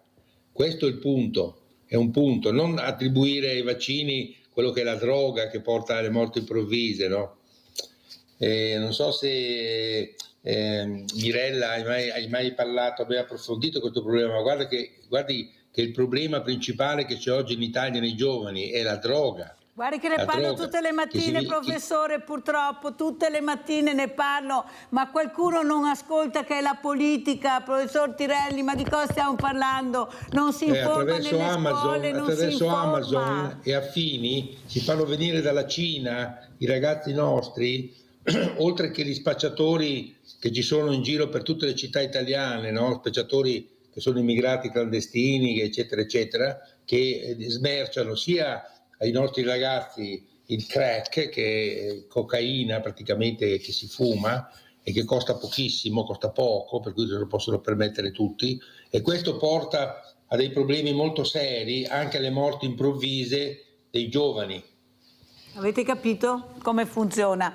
Infatti, professore, dicevo prima che io ne parlo tutte le mattine, ho fatto vedere 2 servizi da brividi nel vero senso della parola, anzi andiamo a rivederli, voglio che li vedano anche questi miei ospiti che ho così importanti per far capire che qui qualcuno deve battere un colpo, perché se solo in 2 casi hanno scoperto tutto questo, andiamo a vedere queste ricette false e anche quanta droga è stata presa. Andiamo a sentire. Negli ultimi giorni nel nostro territorio trevigiano si sono avvicendate una serie di episodi effettivamente preoccupanti.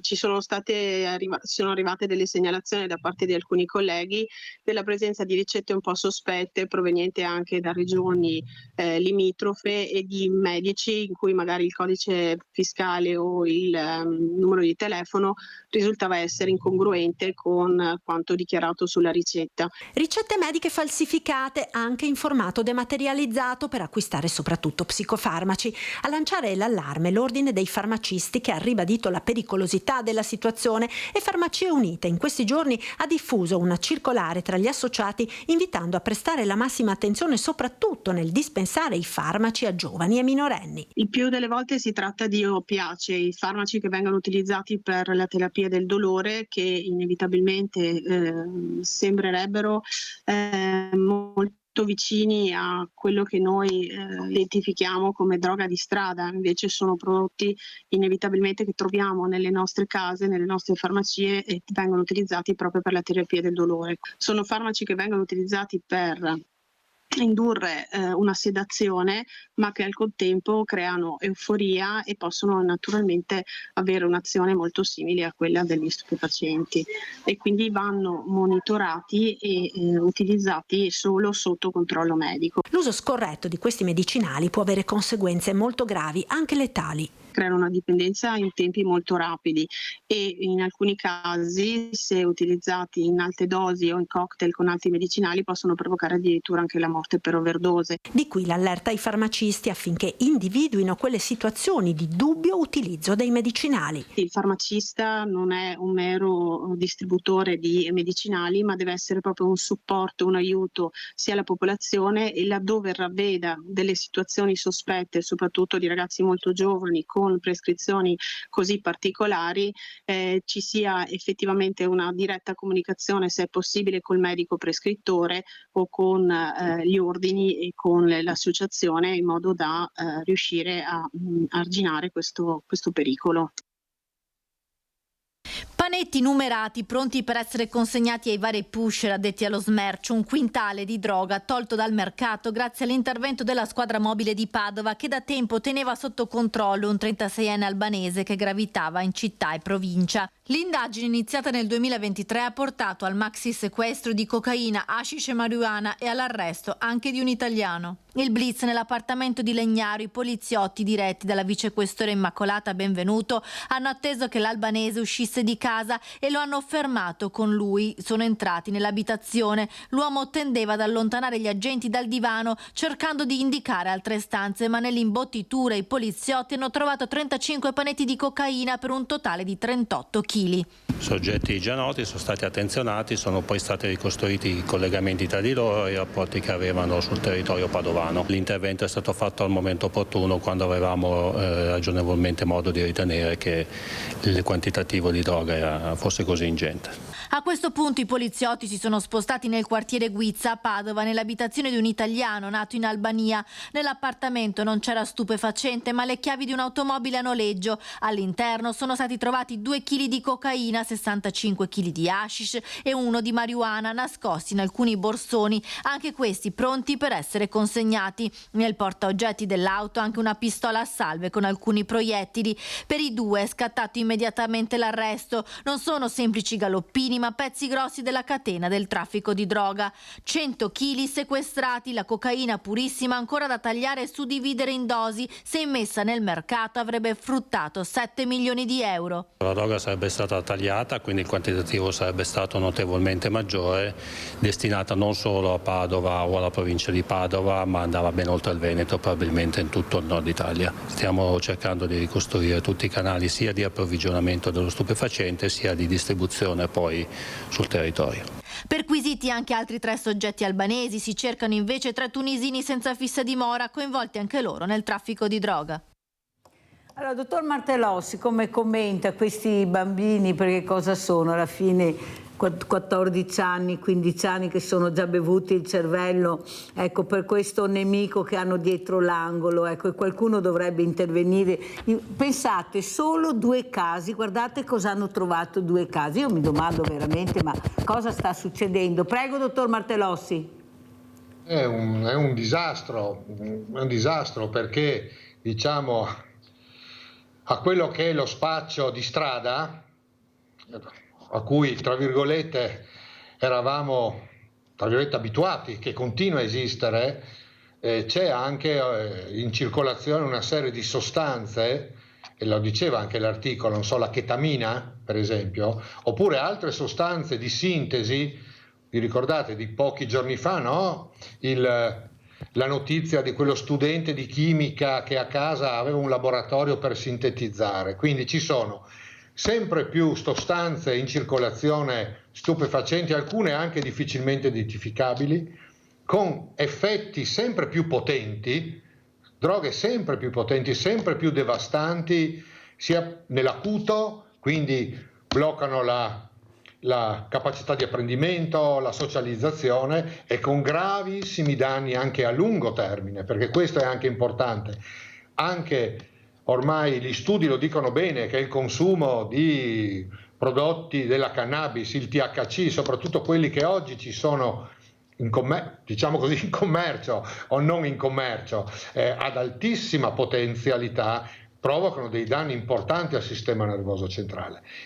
E noi dal nostro osservatorio li vediamo purtroppo in associazione uso di sostanze stupefacenti in ragazzi con altre problematiche neuropsichiatriche, e questo aggrava ancora di più etero e autoaggressività, isolamento, ansia, in più il problema della tossicodipendenza. Grazie veramente, dottor Martellossi, per quello che ha detto. Sentiamo, professor Tirelli, la scienza, la ricerca per far guarire, per vincere certi mali, e poi abbiamo questi ragazzini che veramente sono nelle mani di questi venditori di morte, perché questi sono venditori di morte. Prego, professor Tirelli.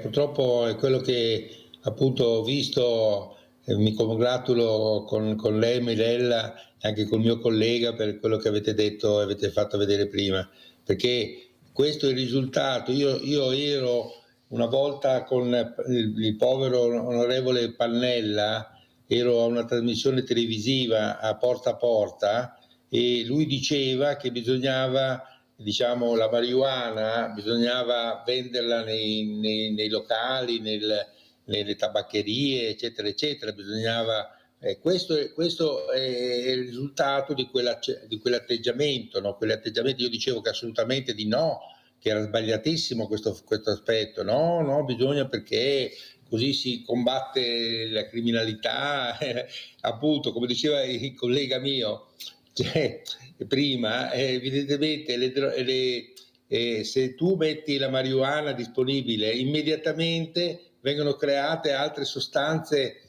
chimiche dai laboratori cinesi in particolare, ricordiamoci il fentanyl e tutta la storia del fentanyl, e immediatamente queste sostituiranno le droghe che sono disponibili nelle tabaccherie, nel caso venissero. Per cui, come dicevamo allora, è quello che succede adesso.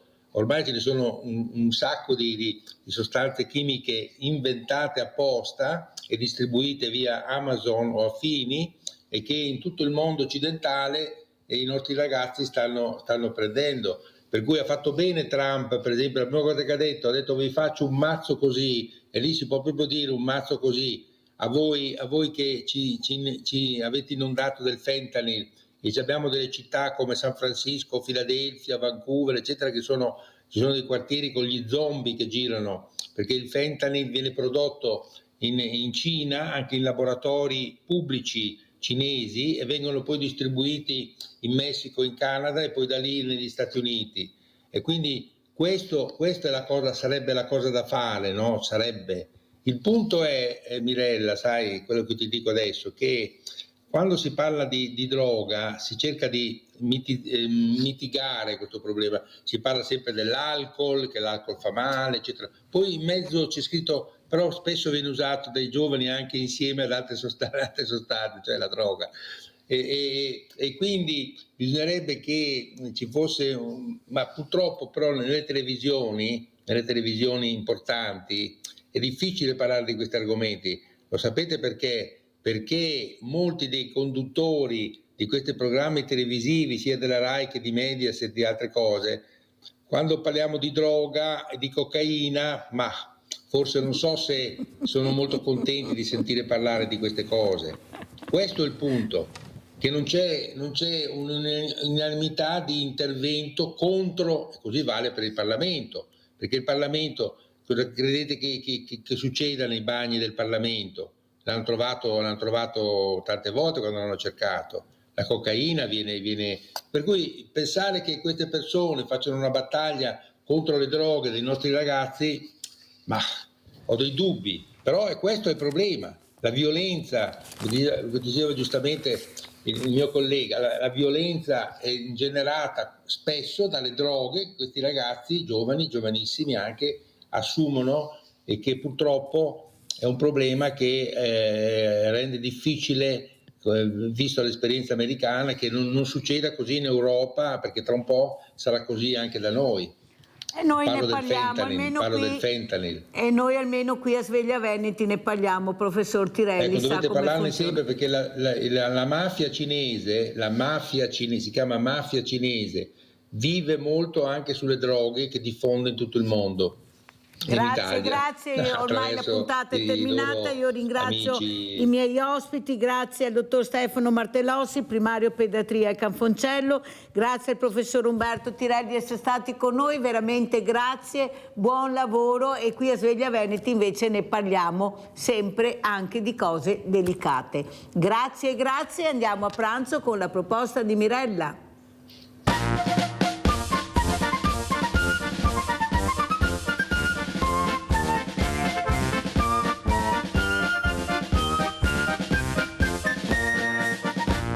Salve, oggi vi presentiamo la crema di zucca con amaretti.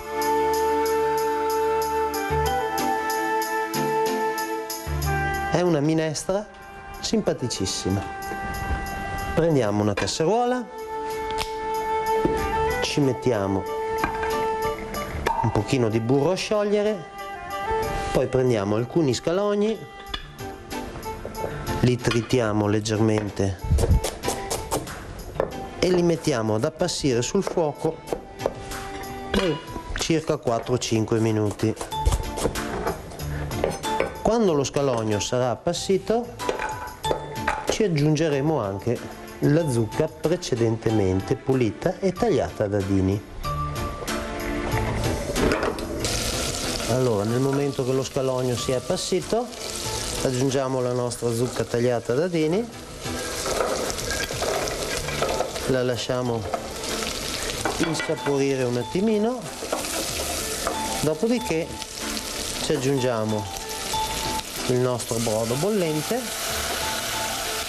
tappiamo il tutto con un coperchio e lasciamo cuocere per 8-10 minuti, il tempo che la zucca si ammorbidisca e che il tutto diventi quasi cremoso.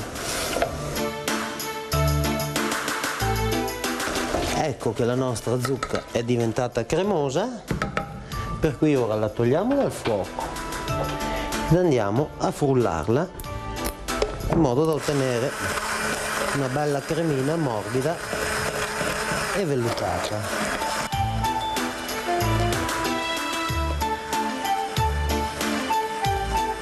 Mentre la frulliamo, se abbiamo bisogno, possiamo aggiungerci un goccio di latte oppure anche di panna. Nello stesso tempo andiamo a correggerla di gusto con un pizzichino di zucchero, una macinatina di pepe fresco e correggiamo il gusto di sale. Dopodiché, quando abbiamo raggiunto la cremosità che ci aggrada, la rimettiamo a bollire sul fuoco per un minutino, proprio il tempo che riprenda il bollore.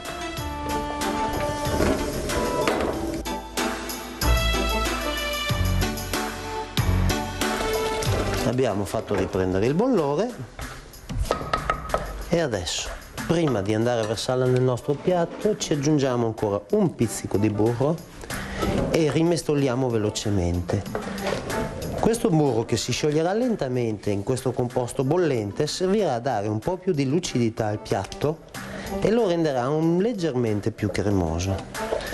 Quando il burro si è sciolto, versiamo il tutto nella nostra zuppiera, prendiamo i nostri amaretti che abbiamo tenuto a parte, li sbricioliamo e, se ci fa piacere, decoriamo con 2 scagliette di parmigiano e andiamo a mangiarci la nostra bellissima crema di zucca con amaretti.